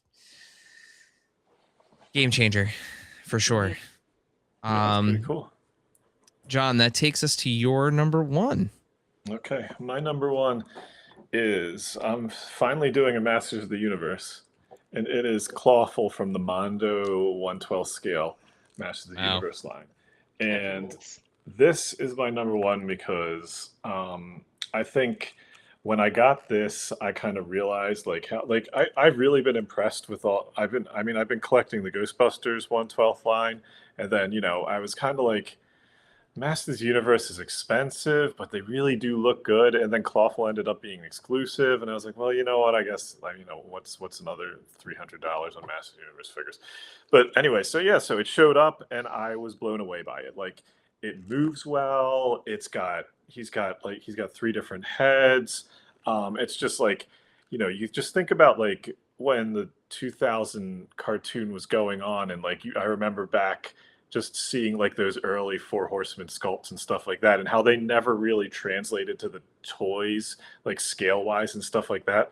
Like I think like this is like Mondo's gonna like focus on like the scale, the detail, and all that kind of stuff that was kind of left off of the toy line. And I think this is like, I mean, He-Man's also good too, but I have 1,000 He-Mans. I probably have 1,000 Clawfuls too, but it's just like the Skeletor's minions and the like monsters and stuff are like I think the real draw to Masters of the Universe for me. So I was, I got this. I was like, we're in good hands for this line. This line's, I'm gonna be buying every single one that comes out. And like, I mean, I just again, I think I mentioned it with the Ghostbusters last time we talked I just like the stuff's great quality. I don't feel like, you are going to spend more on it, but you're not really making any compromises either. So, you're kind of getting what you set out to get the first time without having to, worry about, is it going to be less or is it going to be more? No, they give you like a really nice solid figure. It has a base, it has a couple of heads. I got He-Man over here, so you get like this collection's already, it's shaping up, and it's really, I think Clawful kind of shows what they can do, and I'm excited for where it's going to go. I think we're hitting that point with some of these lines, and I think Mondo is a really good example of like what doing it right the first time really looks like. Because like, yeah. Like those Ghostbusters figures, those real Ghostbusters figures, if you bought those 4 and like real Ghostbusters is your thing, you will never need You never another. need another. Like they did it. They did Exactly. it. They are aesthetically pleasing. They move well. Unless they suddenly turn to like sand and fall apart, like you are never going to need another one. And it like, to your point, right? Like how many times have we gotten these characters from the Masters of the Universe world? But Yeah. like these versions are now going to be the quintessential versions of those iterations of the characters. Yeah. Yeah. So Yeah. yeah. And Alex and Peter and Hector, all those guys over at Mondo, they clearly have a passion. So it's cool They're to just, see them. I really think they're just doing great things. And again, like there's a higher point, there's a higher price point of entry, but at the same time, you don't have to make those compromises. It's stuff like you'd think like, like for like a mass market line, like if they're going to do real Ghostbusters, maybe Hasbro would just paint over like their plasma collection guys instead of actually doing like dedicated cartoon sculpts for them, stuff like that. It's like, give me it right the first time, and then I'll be happy with it. It doesn't have to be a giant collection, even though the Ghostbusters one is kind of turning into a giant collection at this point, because like now I have like you get each of the Busters, but then you got like a ghost that's like gigantic with them. Yep. So it's like now I've got like an alternate Sam Hain that has a couple of other ghosts, and Mondo just announced like their Citizen Ghost 4-pack, and I'm like, cool. Spend another $500 on Ghostbusters, but then they have that one has new ghosts in it, so it's like I gotta get them because they're just I love those animated ghost designs. It's just one of those like fun things from like I try not to look back at nostalgia too much, but like they're just fun designs, and there's stuff that I actually did collect at the time when I was a kid. So yeah, that's awesome. Yeah. All right, that takes us to my number 1. I think my number 1 is going to be controversial because I feel like a lot of people who have gotten their hands on this are not happy with it, but I am, much like my number 1 pick from last year, I am through the moon on it. But it is a figure that I thought in a million years I'd actually never get in this. in this line. Hulk 2099. You must have just gotten that. It literally came in the mail from Hasbro Pulse like 2 days ago. So wow. I have always loved this design. Like I love the 2099 universe. Yes, it's a little small. Like 2099 Hulk was basically a Tyrannosaurus Rex on like, gamma steroids. But this figure is gross. I love the way that they engineered his weird back mullet. It being like cool. A separate piece from the head. Like it's almost my mohawk. Well, when you get the figure, it's actually like this. And in order to fit in the package, this is shipped separately. Smart. Or packed separately. So once you port it on, it gives him the impression. It gives you the impression that it's a mullet. Both expressions are fabulous. I love the long tongue though. It's the hands are great for grabbing Spider-Man 2099. They get they can go all the way together, which is nice. You don't have to worry about so much gamma clapping with him, but I think it is worth noting that the body that they used for this, the hands, this is that a solid body, and the hands do kind of come together. So there definitely is some additional carving out happening here in the butterflies on the solid That head body that they rules. used here. But yeah, the head is so good, and the other expression is also great. I love the feet. He's got really great balance. Like the heels are kind of always up, but he's got these really nice big like flat. Uh, he has no problem standing. Um, yeah, again, this is just as Hulk is my favorite superhero. I will happily take any and all versions of him. Um, and I never thought that they would bother trying to do this one. Um, I was and shocked. not only did they do it, but like they did it really, really well. Again, like I said, that my one piece of feedback with it like is like sure it could have been a little bit larger.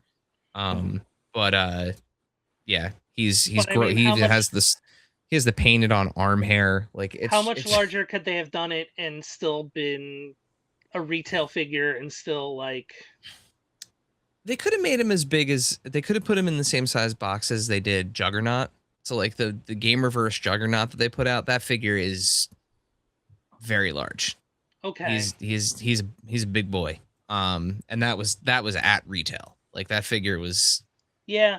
you know. But that being said, I think there's probably a little reuse here. I haven't really like overanalyzed it, but I'm pretty sure the legs are probably reused because you can see the pinhole reused. still. Yeah. But Yep. if it's new, typically they wouldn't have a pinhole, but I think these are the standard Hulk legs, but yeah, this is I've had this figure for 2 days, and literally aside from not bringing it to bed with me and sleeping with it, it has Why not left my not? hand. He's really sharp, John. Oh yeah, I can see that. It's really pointy.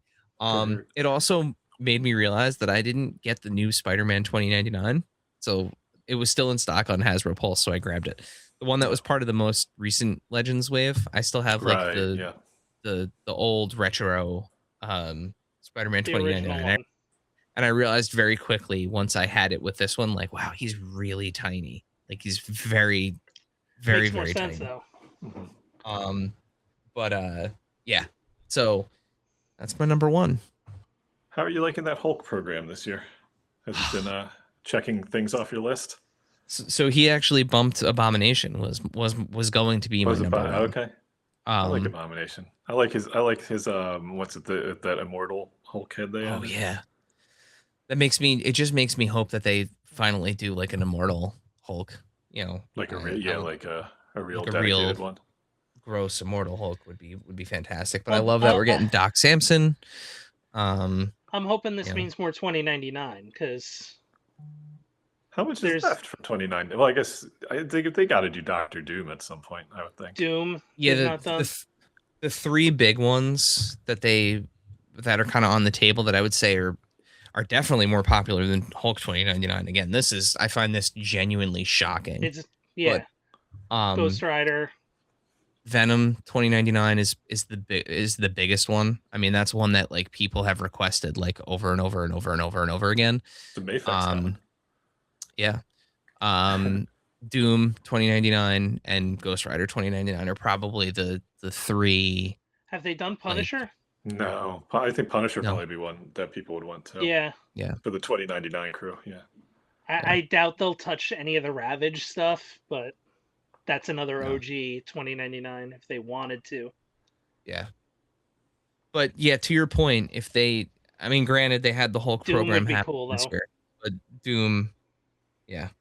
I have a feeling in just a few months' time, any and all things Doctor Doom are going to be very sought after. I'm sure, no doubt. I'm sure we're going to get inundated with Doom action figures too, of all kinds. Yep.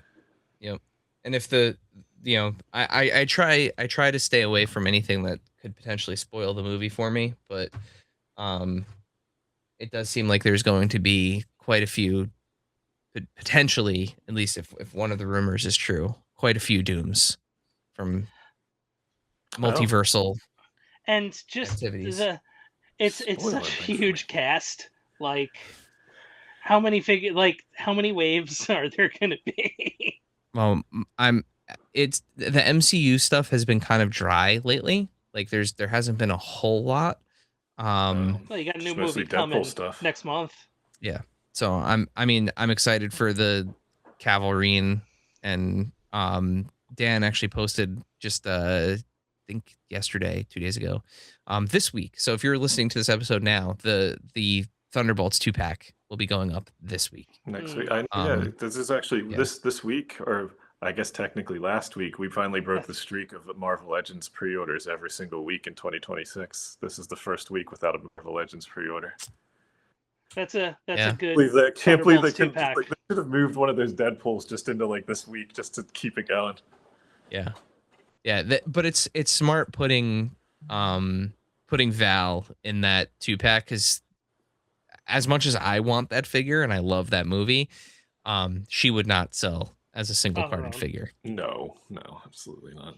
And we've So. got a Spider-Man coming soon too. So Yep. That Oh, yeah, that we do Hulk have figure, Spider-Man. I'm very, very much so looking forward to that Hulk potentially figure another that I have Punisher. pre-ordered. No, that's We've got a lot of Punishers this year. they put out the Punisher that they put out for pre-order is technically a 2-in-1. It's one last kill, It's the and special presentation one, and Kinda- Spider-Man. It covers Spider-Man. both. Yeah. yeah. It looks like what we've seen in the trailer, because that's A kind of how he potential looks. new at the end of the character thing. who we may know who it is, but also may not know who it is. I think McDonald's almost spoiled it again, like they did with Red Hulk. Yeah. They Wait, put for out Spider-Man movie? they put out the Happy Meal toys, like the I'm gonna have Happy me Meal Google toy, it like after this. solicitation, and I think it almost spoiled who Sadie Sink is. Sadie Sink is. Oh, okay. I'll have to look that So, up. yeah. I think if one of them actually gets out, like if the toy gets out, it will be spoiled. Like it's still like shadowed on the solicitation, but Oh, like okay. if those things are sitting in a McDonald's somewhere, it's only a matter of time before somebody opens one. Well, Yeah. we're only a couple weeks away, so Yeah, because Yeah, you guys yeah. remember the Red Hulk thing, right? With Captain America: Brave New World, the Red Hulk was spoiled by McDonald's. yeah. That's right. Well, that's also Because those toys were sitting. because like they delayed the movie, and then McDonald's was like, "Well, we're just gonna put out the toys anyway because we can't sit on this stuff any longer." And there was characters that weren't in the movie anymore that were. Yeah. Yep. And not that we Yep. didn't know that like Red Hulk was coming. It was like very obvious, but it just like Yeah. Well, this is our halfway list. Yeah. We hope everybody enjoyed it. Remember John, these, because a lot of these probably will not be on our year-end list. or maybe all of them will be. Who knows? This is, I think, the first time we've had 0 crossover too. Like nobody had somebody else's.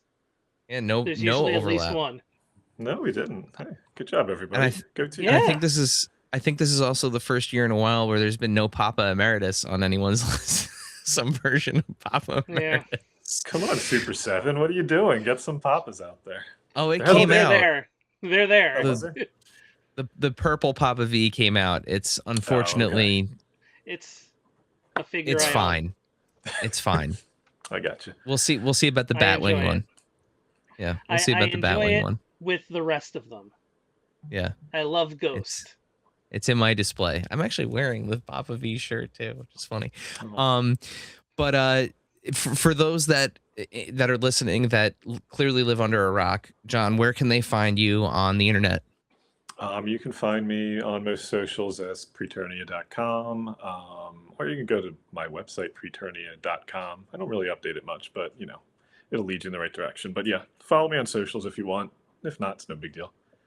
Well, you have that awesome San Diego Comic-Con exclusive list on your website. The thing that I one of the do. things that I look forward to every year. Yes. Keep track. Are you guys going to San Diego this year? No. No? Oh. Neither am You? I. No. Oh, I just not live vicariously through my list. I'd love to one of these times, but I know. Yeah. But yeah, no, yeah, I keep track. I like to keep track of all that stuff. I like a reason to make a list. It makes me feel good. So that's Well, always a good one. Hey, that's what we're here for. Exactly. that's what we're here for.